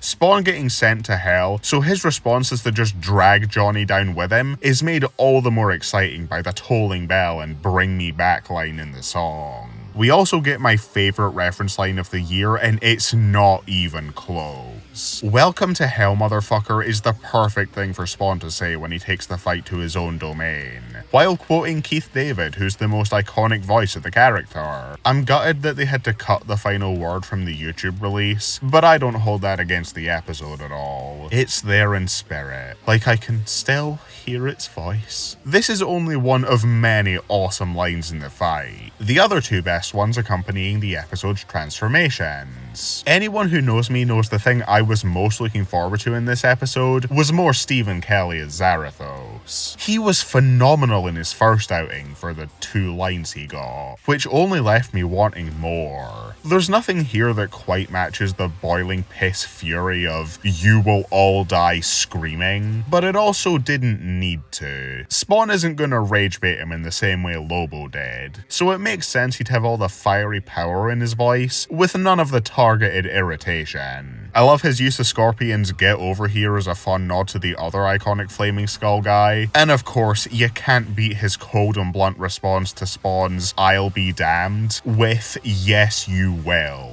God, how I miss this guy. Ray Hurd as Spawn holds his own though. The unflappable confidence and coolness of Keith David's original voice is translated perfectly, sounding just as deep and gravelly as I'd want. I love him turning Johnny's "nothing personal" line back around on him at the very end. Calling him an asshole is the cherry on top to make it very clearly insincere. His best line accompanies his own transformation, of course. Hearing Zarathos spiel about how he can't hide his wickedness with divine wings, and sending only 2 words back at him. God forbid. Helped a lot by how Spawn's shadow cast by the divine light behind him being one of the year's coolest looking shots as the two are backed by the Heaven and Hell split screen. The climax is a lot of really basic flying brick action. Nothing too noteworthy going on here. I could find this just standard and boring, or I could focus on how sick the backdrop is here. The 2 realms are constantly overtaking each other based on who landed the last hit. One of the most creative visual flourishes in this series' history. That applies to the whole fight really. Despite the choreography being nothing special on paper, it has some of the strongest presentation in any sprite death battle. It's not just restricted to the unique visual identity. As I've said before, this episode is a one-liner machine, and I still have not talked about all of them. During the kill where Zarathos tries to do exactly what he did to Lobo again, it doesn't work on Spawn, who turns it back around on him with one of the rawest lines ever. It's impossible for him to say "I eat sin for breakfast" and not sound like the coolest guy to ever live. It's maybe a little jarring to go from the highly textured sprite close-up to the clean hand-drawn one, but the latter does look better for delivering the line, so I can deal with it. The former does at least have the subtle facial animation of trying to look away, something I also noticed for the normal sprites with Zarathos' shocked reaction to the divine light when Spawn transformed. I see some aren't as keen on the penance squared montage, and I get that. Personally, I don't mind it much. I think it looks fine and gets across what it needs to. And we have a perfect ending with heaven overtaking hell as Zarathos is ripped out of Johnny's body, while he's left to fall into the fiery abyss. Conclusion also seems fine to me. I don't think we've ever had another episode where the loser was weaker in most regards, but was the only one who could kill the loser at all. So that was a fun surprise. Not accounting for accuracy, of course. Argue with the wall, I do not care. Man, it feels good to enjoy a Marvel episode this much again. There's a couple weaker stretches. I don't think I mentioned the kind of slow and limp set of chains Zarathos sends out when he first appears, but any small moments like that or the dumbass truck bit are more than outweighed by the sheer amount of hype moments and aura. It has one goal: to be the coolest thing ever made. And I'll be damned, they ascended it straight up to the heavens. Ruby, were you interested in fighting Maka from Soul Eater for a death battle? I would love to. Absolutely. Don't do it, Ruby. Okay, so we're about to get into a set of episodes that I have already talked about in previous videos. The rest of these segments have been a lot longer than usual since I don't have those standalone reviews to refer to for more detail, so I'm gonna try and trim these next 3 down as much as possible to prevent this video from hitting the 2-hour mark. Okay, so Ruby versus Maka. Yeah, it's still a damn near perfect 200th episode celebration. The first half of the fight is the only other 3D animation this year where the CQC movement matches Dante vs. Clive in terms of being clean, fluid, snappy, and impactful. All the devil Artemis naysayers after Kratos vs Azra looked really silly when this one dropped. I don't know who on the team did which specific scenes. Most of my knowledge goes as far as Luis was the animation lead, but Devil has posted this as one of his shots, and it's one of the coolest looking bits this year. I adore how the lighting looks, probably still my favourite 3D fight of the year in that regard. The dust shot's recoil gets to be used very well for movement, the piano scene remains the most hype shit ever, the attempts at comedy all land, especially the funniest setup of the year, the transformation for the Black Blood dress is great, it's constant excitement that never bores me. The latter portion of the fight does falter a little in some areas. Some shots do look like the backgrounds were added in Viz Post without the characters seeming like they're really there, and the scythe combat isn't as fluid. Sometimes the clashes are even a little out of sync with the sound design. Thankfully, it is still mostly really solid, with some of the animation's highlights. Fuck yeah, Black Blood dress, they turned on Paper Moon. That ending remains one of Death Battle's best emotional beats to date.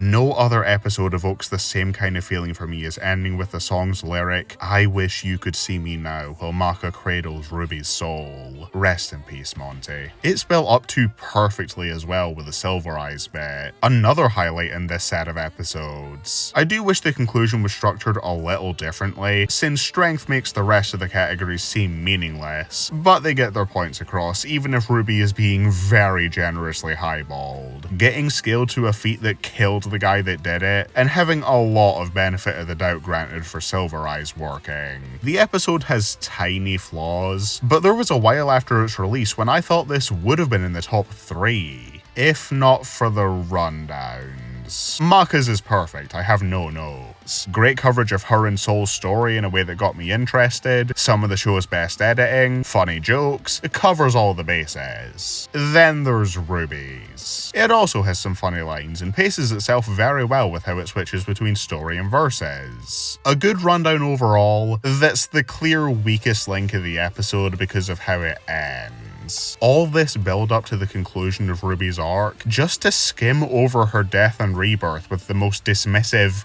she got over it, that they could muster. Not to say that they need to hit every single plot beat in a character's arc. If it's because they didn't want to cover a sensitive topic, then fair enough. But like, they tee it up so well. Why bother if it's gonna be brushed past this nonchalantly? Her rundown being a minute shorter than Maka's makes this scream of cut content, and holds the episode back from perfection when all of the other issues were ones I could let not impact my enjoyment as much.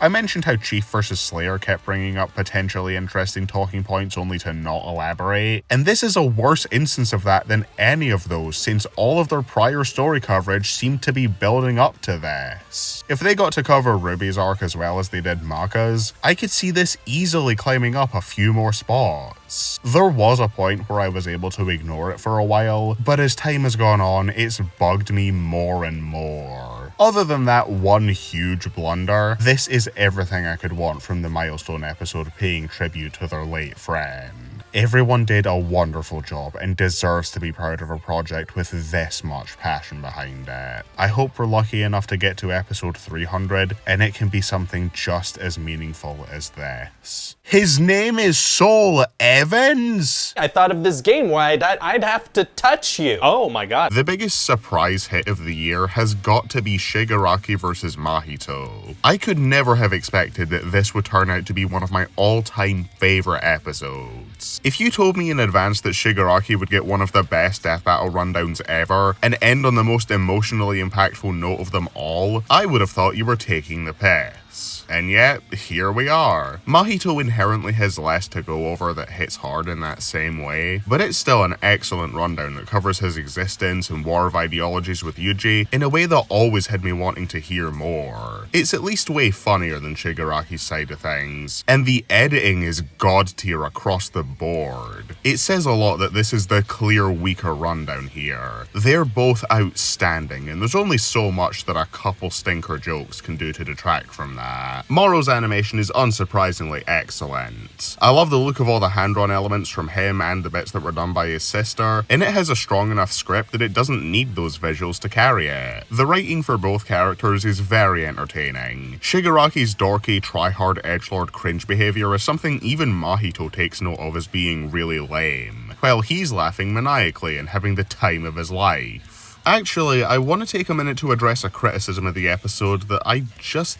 don't agree with. Calling an episode X featuring Y is already something I'm sick of hearing, and I've heard that tossed out to a few from this year, including this one, which I've heard called too focused on Tomura, and I'm sorry, I just don't see it. Shigaraki gets plenty of cool bits, yes. He initiates the awesome jump onto the train, he has the very characterful game over bit and treats the fight like an audition, he chars Mahito with a big electric beam, he completely dominates during the extended kill sequence, he has plenty to do. All naturally some of the more memorable parts. With Mahito, he's got a ton of playful moments where he isn't taking the fight or Shigaraki himself seriously. He completely finesses the Nomus, which also offers him a chance to use soul multiplicity when he can't do that on Shigaraki himself without ending the fight. He comes back from being torched just to make fun of Tomura and do the kissy face thing. A ton of his attacks break away vestiges, which lead to them feeling more impactful than the attacks he takes himself. Mahito has his own fair share of highlights. More importantly, I'd say his transformation is much cooler than Shigaraki's, which feels more like an, oh by the way this happened, in the same vein as Dante's. And my favourite part of the fight is the whole domain expansion sequence, where Mahito's less serious demeanour gets dropped in an instant to give his line more impact, and then he gets a whole monologue to mock Shigaraki's tragic life. Not only does Mahito get plenty of standout moments in his own right, I'd even say I like them better than anything Shigaraki gets outside of the top tier kill sequence. So without that baggage being applicable to my viewing of the episode, there's nothing stopping me from saying this is one of the all-time greats. It establishes a more alive feeling crossover world without wasting any time for the setup. It's got dynamic camera work to make everything more exciting. The final act is awesome, and it makes a lot of sense for Mahito to be outmaneuvering Shigaraki's bulk, even if that isn't reflective of their stats. All for One is cooler than he's ever been, and the kill is as close to perfect as you can get.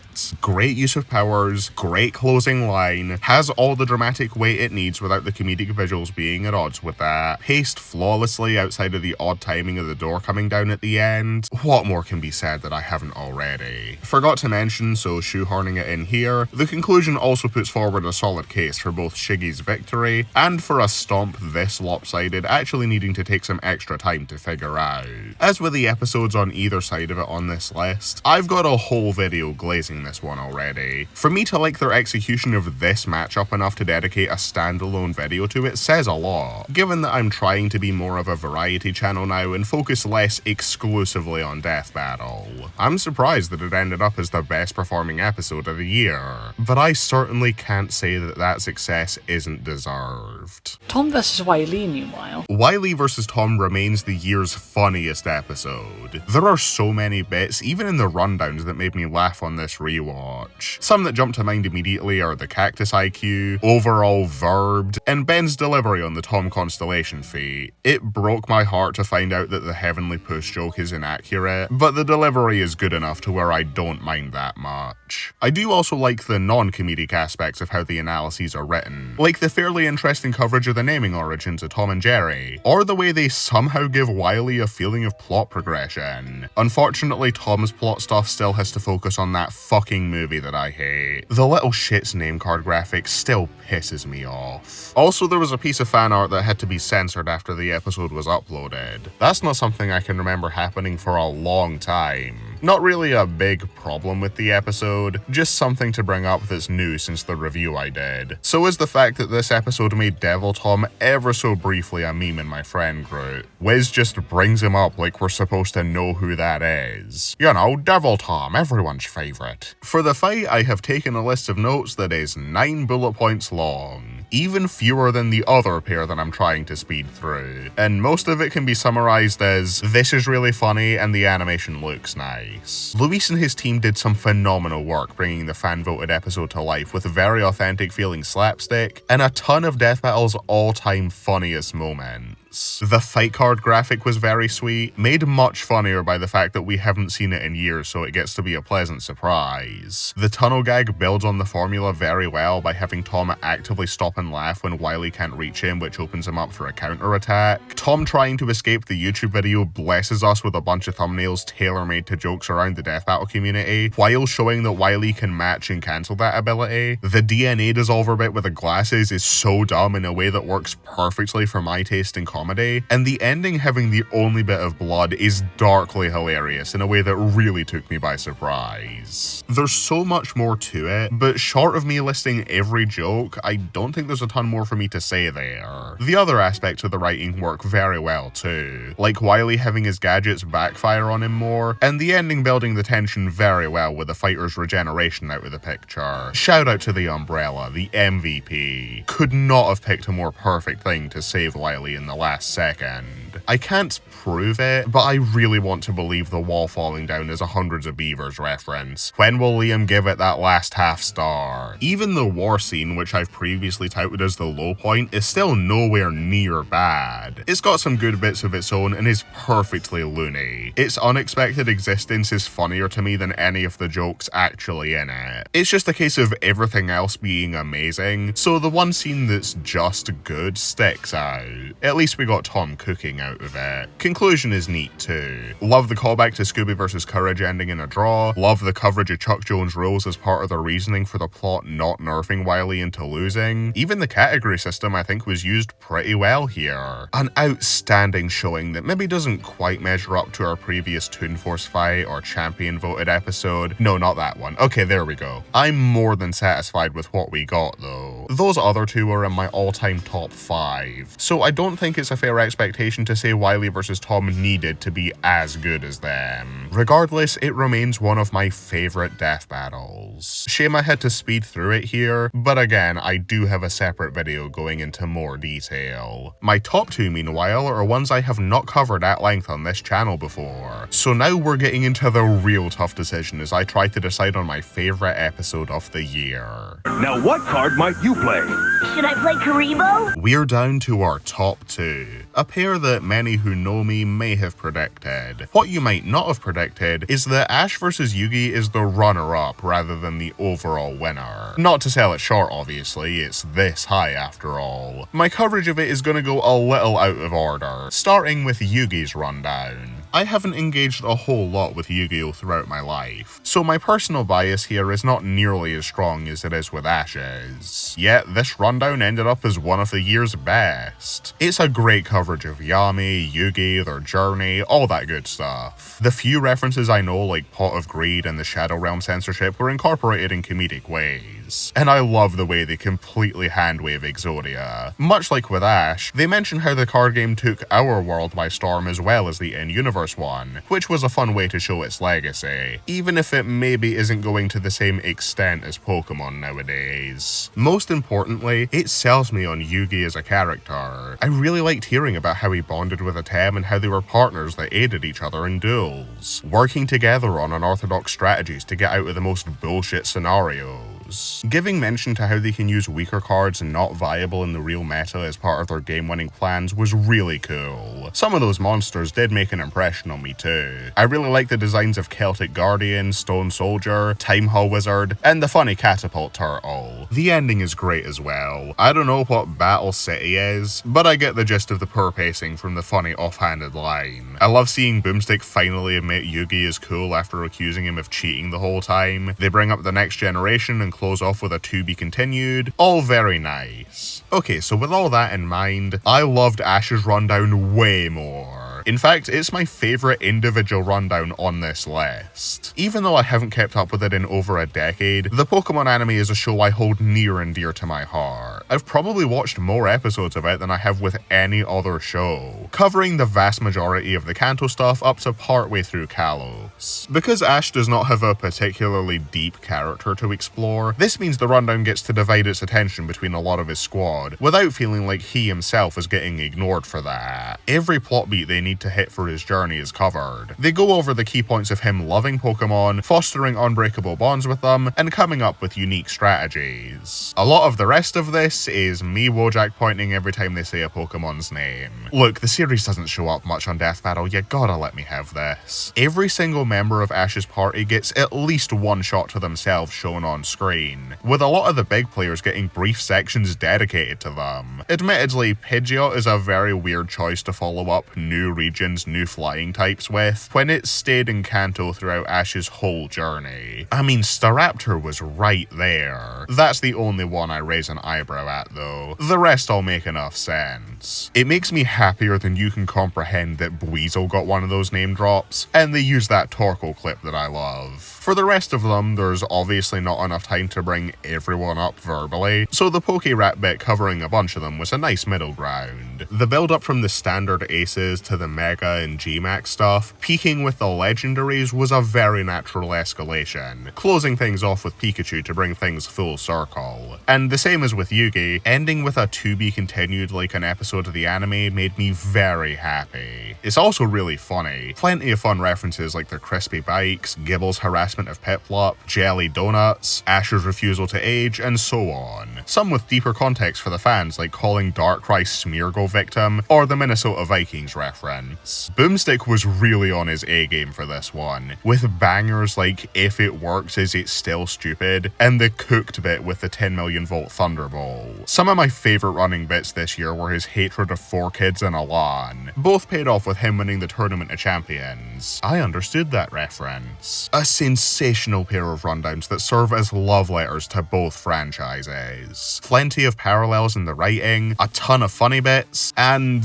an attempt to make things look balanced. Look, they build up the stats very well in both rundowns, but as soon as they start getting into the more blatantly cosmic stuff in Yu-Gi-Oh!, it was kind of a done deal. However, I have not yet touched on arguably the best part, which is that this may just have the best editing in any Death Battle rundown. It's either this, Bill vs Discord, or Bowser vs Eggman. Do not make me pick. 4 of my very talented friends worked on this, because in addition to the DJ Max tag team, they also brought on Jacob and Ray. I don't know who specifically did which parts, but it's my understanding that Jacob was on Ash's end and Ray was on Yugi's. All I know in terms of specifics is that Ray did this really cool host art. I feel bad though, because this is where my Pokemon bias is gonna come in full swing. I don't have a ton to say about Yugi's other than, wow, this looks incredible. While there's a lot of individual points for me to bring up for Ash's. Not a reflection of a quality difference, it's my own skill issue. So if I can ramble a little longer about my favourite Ash edits before getting to the fight, every Pokemon with a big name drop gets their accompanying cry and dex number, the screen with all the memes and iconic cornerstones of pop culture delighted me, every single one having some significance to the Pokemon community, transitioning between the anime and games by having Giratina fly between them looks sick as fuck. All the split screens for the various types give brief screen time to Pokemon that otherwise don't get mentioned. Wolfie appearing during Incineroar's screen is absolutely foul. Love that for him. While sidebars normally list things alphabetically, Ash's Pokemon are listed in catch order, a detail that goes a long way into emphasizing the love poured into every inch of this episode. And there's a ton of cool name card graphics, shots with a ton of clips on screen, the works. That's the Jukum difference. Okay, so we're 6 minutes in, give or take, and we can finally talk about the animation. Well, almost. For the first time since Gojo vs Makima, they lead into the fight going over some specialized rules. Especially for a finale, making it feel that a little bit more important and setting the stage is a touch that I appreciate.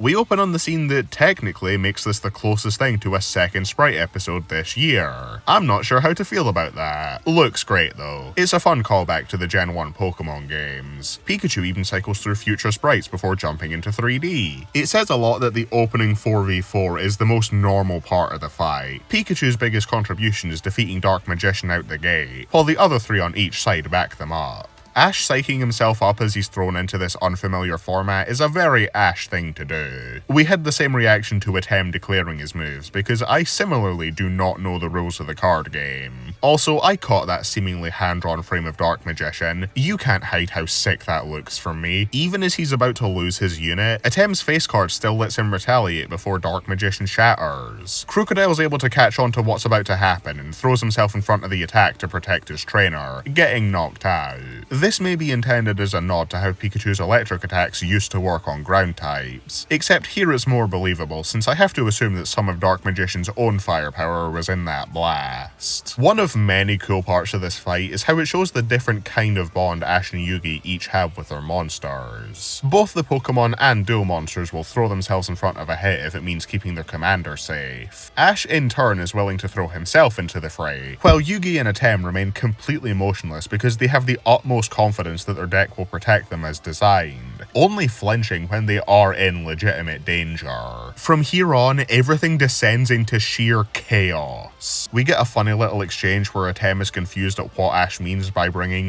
them all, as every single Pokemon he has floods onto the scene. The silhouettes make the Pokemon look way more intimidating than most of Ash's squad can usually manage, which was likely a way to show more of them off without their running needing to be fully animated. I'd recognize those idle animations anywhere. In a fight on this scale with so many moving parts, not all of the stuff happening in the background is going to be fully animated. The amount of rigging required for dozens of 3D models would be more effort than it's worth if the big bits of action would suffer because of it. Maybe in a smaller scale episode I'd find that a bit bothersome, but with how much more Ash vs Yugi has going on than your average episode, it's a concession I'm much more willing to make than normal. This episode already seems to have a much higher budget than average, so any background details that weren't able to be as polished as the big players don't bother me. Sometimes it can look a little jarring, like the completely static models for when Oshawott is gooning as Pot of Greed looks at Gibble, but those instances are just fun to spot in the midst of the mayhem. For the Pokemon entering, I actually think it looks fine, since the airborne mons are made to look like they're in motion by default, and the land ones have their legs covered by the Tauros Stampede, so the lack of movement isn't as noticeable. I love how Yugi sees this, immediately says fuck the rules, and summons like 20 monsters of his own. At this point, having a structured breakdown of everything that happens doesn't really work, so I'm just gonna rattle off some stuff that I liked, big and small. Most of the smaller stuff will be for the Pokemon side, so any Yu-Gi-Oh fans, please fill me in on anything I missed for your guys. Everything to do with Charizard is so fucking cool, dude. Ash turning his cat back as he calls upon him is a sign that he's getting really into it, and the reveal shot looks phenomenal. Immediately he takes out almost half of Yugi's life points, even with Stone Soldier on defense, making him feel absurdly powerful. Later on, Ash gets to ride him into battle. A fun nod to movie 3, while making sense that he'd want to be able to get around the lasers engulfing the battlefield. Summoned Skull straight up kills him though. Well,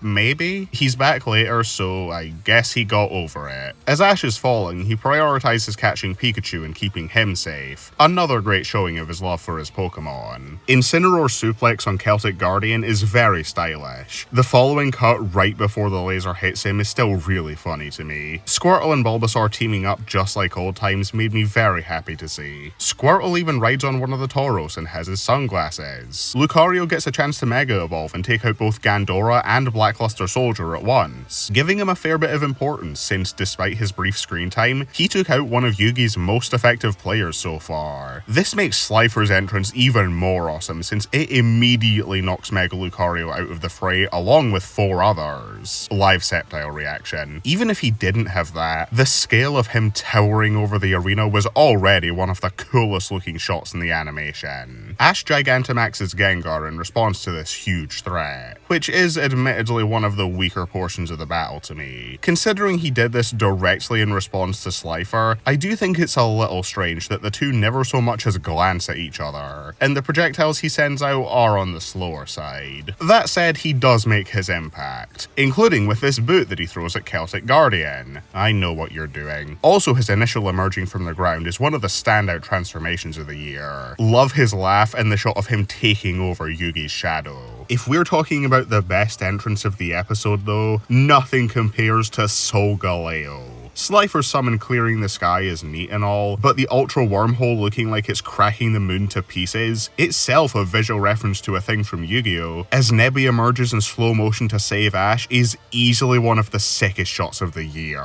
Giving Yu-Gi-Oh! Some more props here, Karibo blocking an entire triple finish from 3 of Ash's aces helps to show off Yugi's ability to utilize supposedly lesser cards in his strategies, especially when this is only one of the several he summoned. Gandora blasting in all directions completely shifts the battle, since it's what gets Ash in the midst of things himself and prompts him to start bringing out his stronger monsters, along with wiping out Incineroar and multiple Tauros. And that's just the ones we see. Honestly made me think he was on screen for longer than he actually was. Atem himself is able to get involved just like Ash of course, except more effectively since he has the Millennium Puzzle to trap Gengar, a surprisingly perfect counter, something Gengar laughs over when it fails. I love how much personality this silly ghost has. Can't wait to see him fight King Boo. Ash's strategy to save him is a cool way to show off his out-of-the-box thinking. He's seen firsthand the barrier that Atem has, so he knows that he can use it to block his vision and follow up while he's blinded. I've seen the sentiment that Ash doesn't get to use much strategy, which I can understand, but with how much they needed to cram in, I think having this one moment for it was enough. Not like it was insignificant either, since this is what allows Greninja to deal a nearly fatal blow, taking Atem out of the fight and leaving Yugi to pick up the pieces. Once again, love how they show off the bond between the characters, this time between Yugi and the Pharaoh, since Yugi's able to stand off against Ash's entire team with utmost confidence that his partner's left things in a condition where he can piece a win together. Picking out the individual Pokemon in this shot is fun. Buizel gets his own space to himself, love that for him. Shout out to 90 Degree Star Raptor, it's a long story. I guess here is when I'll mention the voice acting. Both performances are highlights in this batch of episodes. Elsie Lovelock sounds almost dead on like Sarah Natacheni, perfectly selling Ash's enthusiasm for battling. If anything, my biggest gripe with this episode is that Ash didn't get more lines to call out moves for his Pokemon, specifically in situations where he's on screen issuing commands. Not as much of a problem with Greninja though. I still like that delivery, and it checks out that doing the motion himself is enough for Greninja to do the same. Tom Schalk, on the other hand, delivers maybe my favourite 2025 Death Battle performance, nailing the powerful and commanding Atem, and the less imposing but still fully confident Yugi. Two very different voices that do well to show off his range. I liked when he screamed no as Atem, that was funny. And that ending, oh my god. Yugi immediately puts Ash on the back foot, summoning Haraxu who clashes with Solgaleo, blowing away a bunch of Ash's Pokemon who were on the field, and freezing a bunch of his other heavy hitters with Swords of Revealing Light.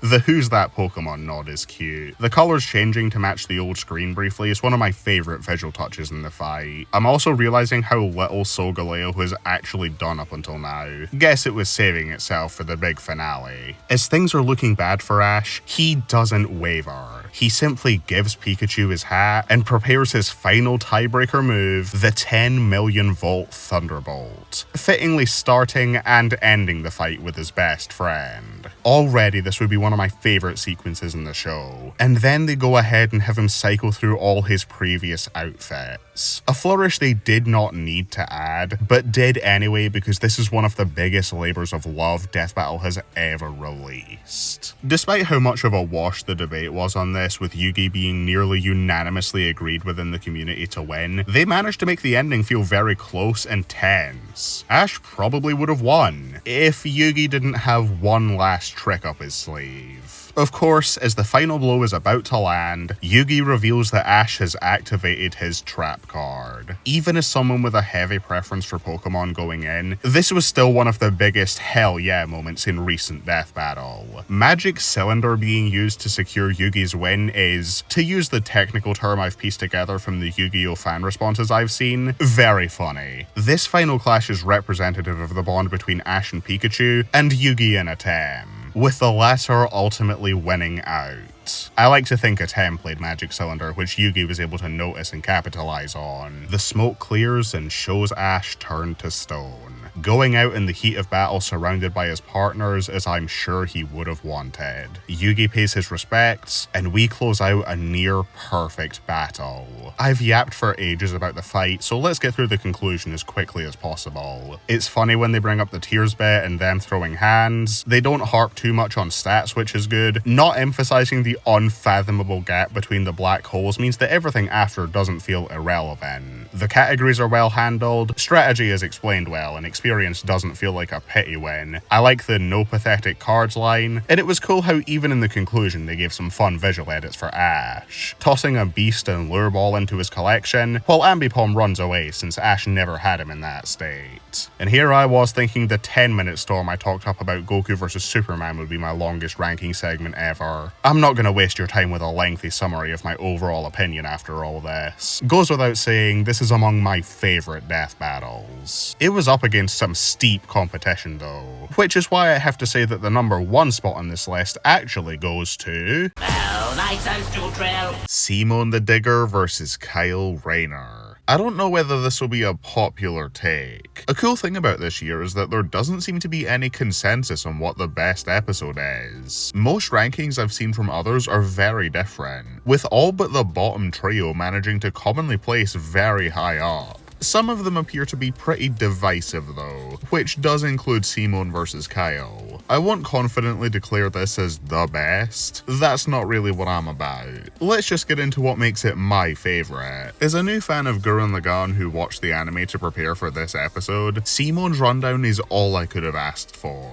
Opening as if Kamina was going to be the main character and surprising those unfamiliar with his death, just as the show did, later emphasizing how big of a role Simon played in Kamina's life before he took charge himself, and how the pair inspired one another. They build into the insane cosmic stuff very well, constantly getting larger and larger in scale, and finally explaining dimensional tiering. Aside from the goof of representing a 1D line as a 2D shape, the on-screen visual is great at making it all comprehensive. The final stretch of Gurren Lagann in particular is insane, even compared to the rest, which gives some funny lines as our hosts are baffled about it. Boomstick comments on how the galaxies being thrown are actually universes, SpongeBob gets dethroned for the fastest measurable speed feat in Death Battle. It's all great.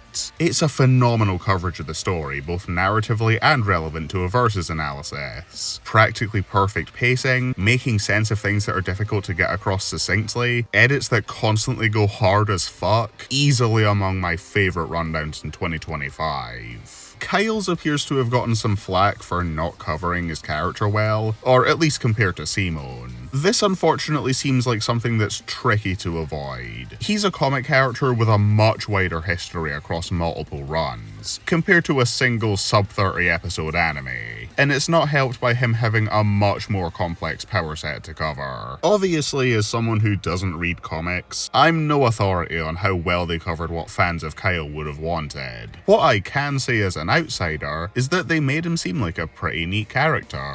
I liked learning about Kyle getting the ring just by chance, and the self-doubt that came from that with all the power granted to him. The various lantern powers were cool to hear described, giving examples of what they each do, so avoiding the Infinity Stones problem. They mention his imagination to show how creative he is with the powers even when compared to other lanterns, and I like how the violet light of love brings up him learning to love himself after what he'd been through before. It was cool to see him take things more seriously after the self-doubt that spawned over his origin in the 2 fridging incidents. I really like the ending too, paralleling Simon's with how Kyle shared his newfound power with others. I assumed that New Beginnings was some comic reference I didn't know about, but I've since been told that's not the case. It's just a nice line to end on. It covers Kyle as a character in a way that would have gotten me interested in checking his runs out if I ever do take the deep dive into DC Comics. It's also got plenty of fun bits like the Ben vs. Hal callback and the nod to Gurren Lagann without drawing either out.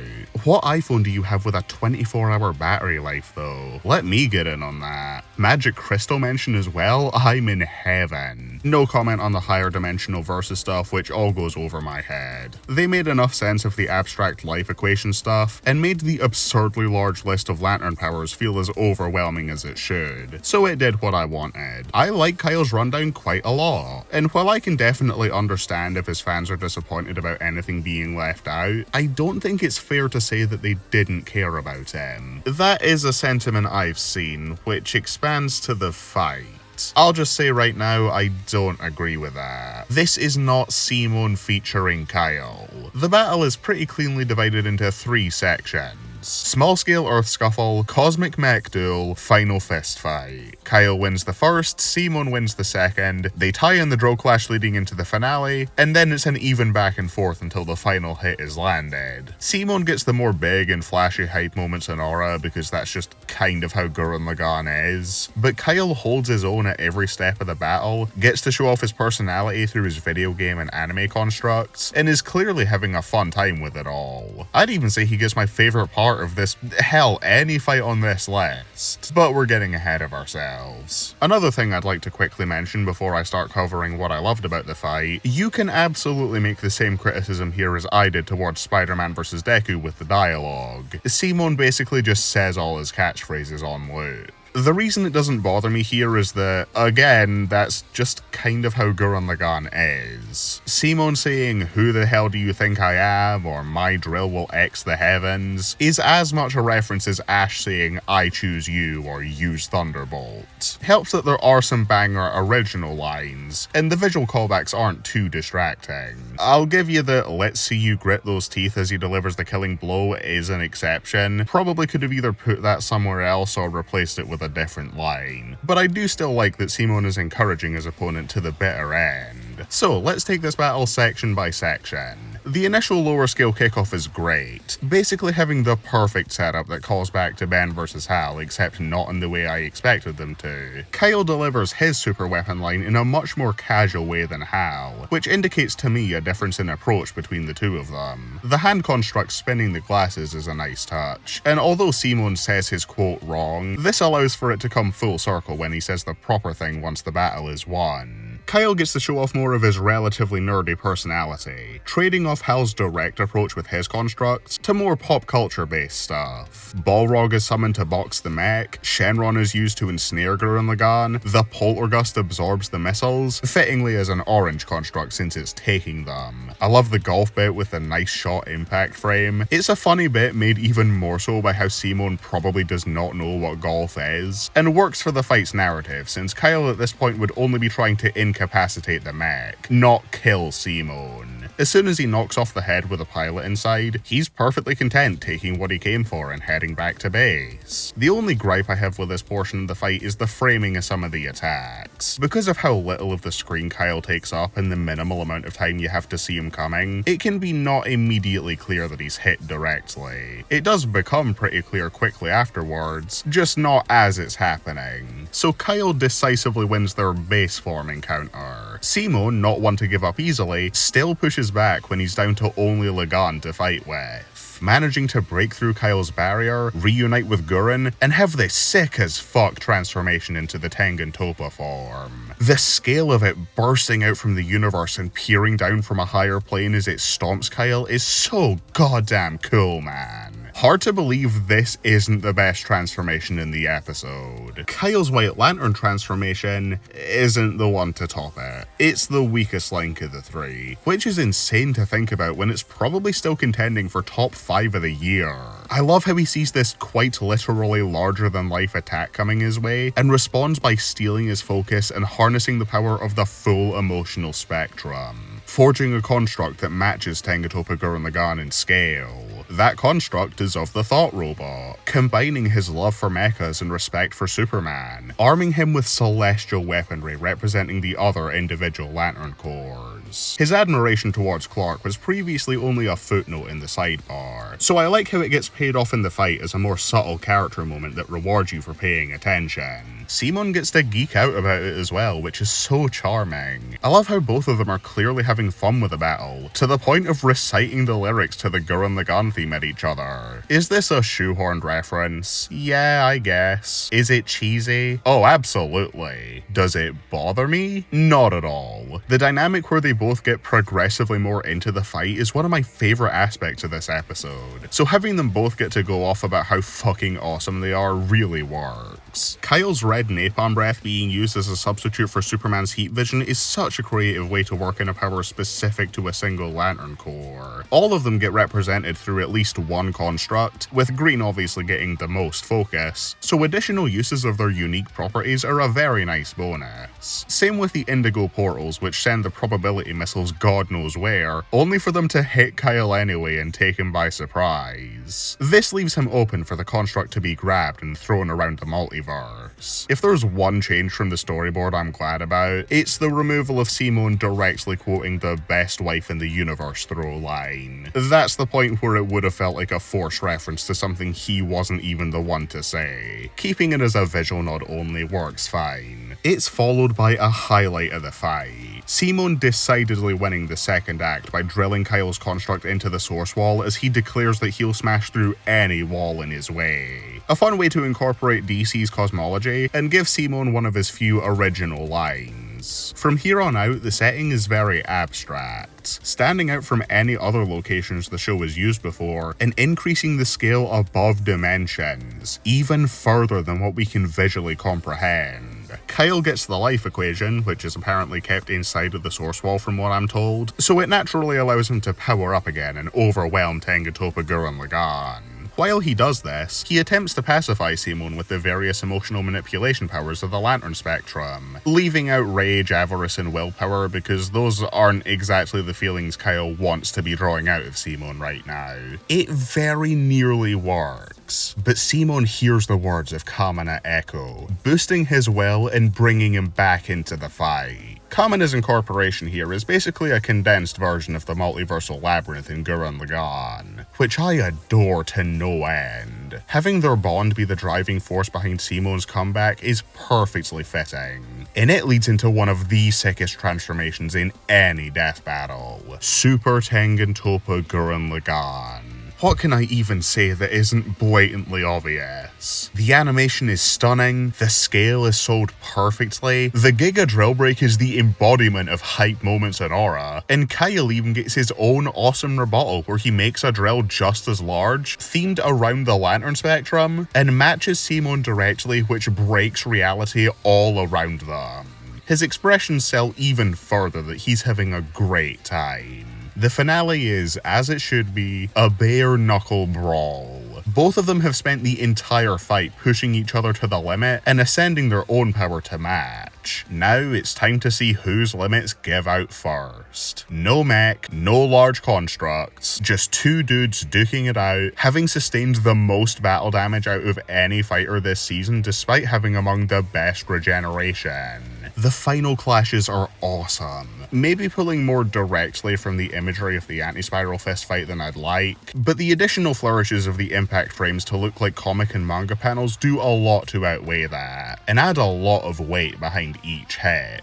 You can tell from the smiles on their faces that they're both loving this. Kyle even calls Simon by name after learning it earlier. And while that's cool and all, the obvious highlight here is Kyle's Lantern Oath. Unfortunate that there isn't a White Lantern one for him to recite, but the green one more than suffices. Hal's Oath was a highlight of his episode, so I do not say lightly that Kyle's is better. Brandon Acosta's performance as Kyle was already great at selling the more laid-back side of the character, even up to the point right before this, making the contrast in the climax where he's fully locked in hit even harder. And Kieran Reagan does a great job as Simon, though there's less to say there. He captures Simon's vibe while delivering on all the hype moments and aura. I live for the delivery on I'll smash it down. They put their whole chest into their performances when they need to. Fantastic stuff. Given how back and forth the debate has been for this match over the years, the final fistfight manages to be incredibly tense thanks to both the Lantern Oath and the music building to that final clash where they're briefly at a complete standstill. The two drills making contact right in sync with the "Stars Are Forming" lyric is maybe the coolest thing that's ever happened. Easily among the most exciting death battle moments of all time.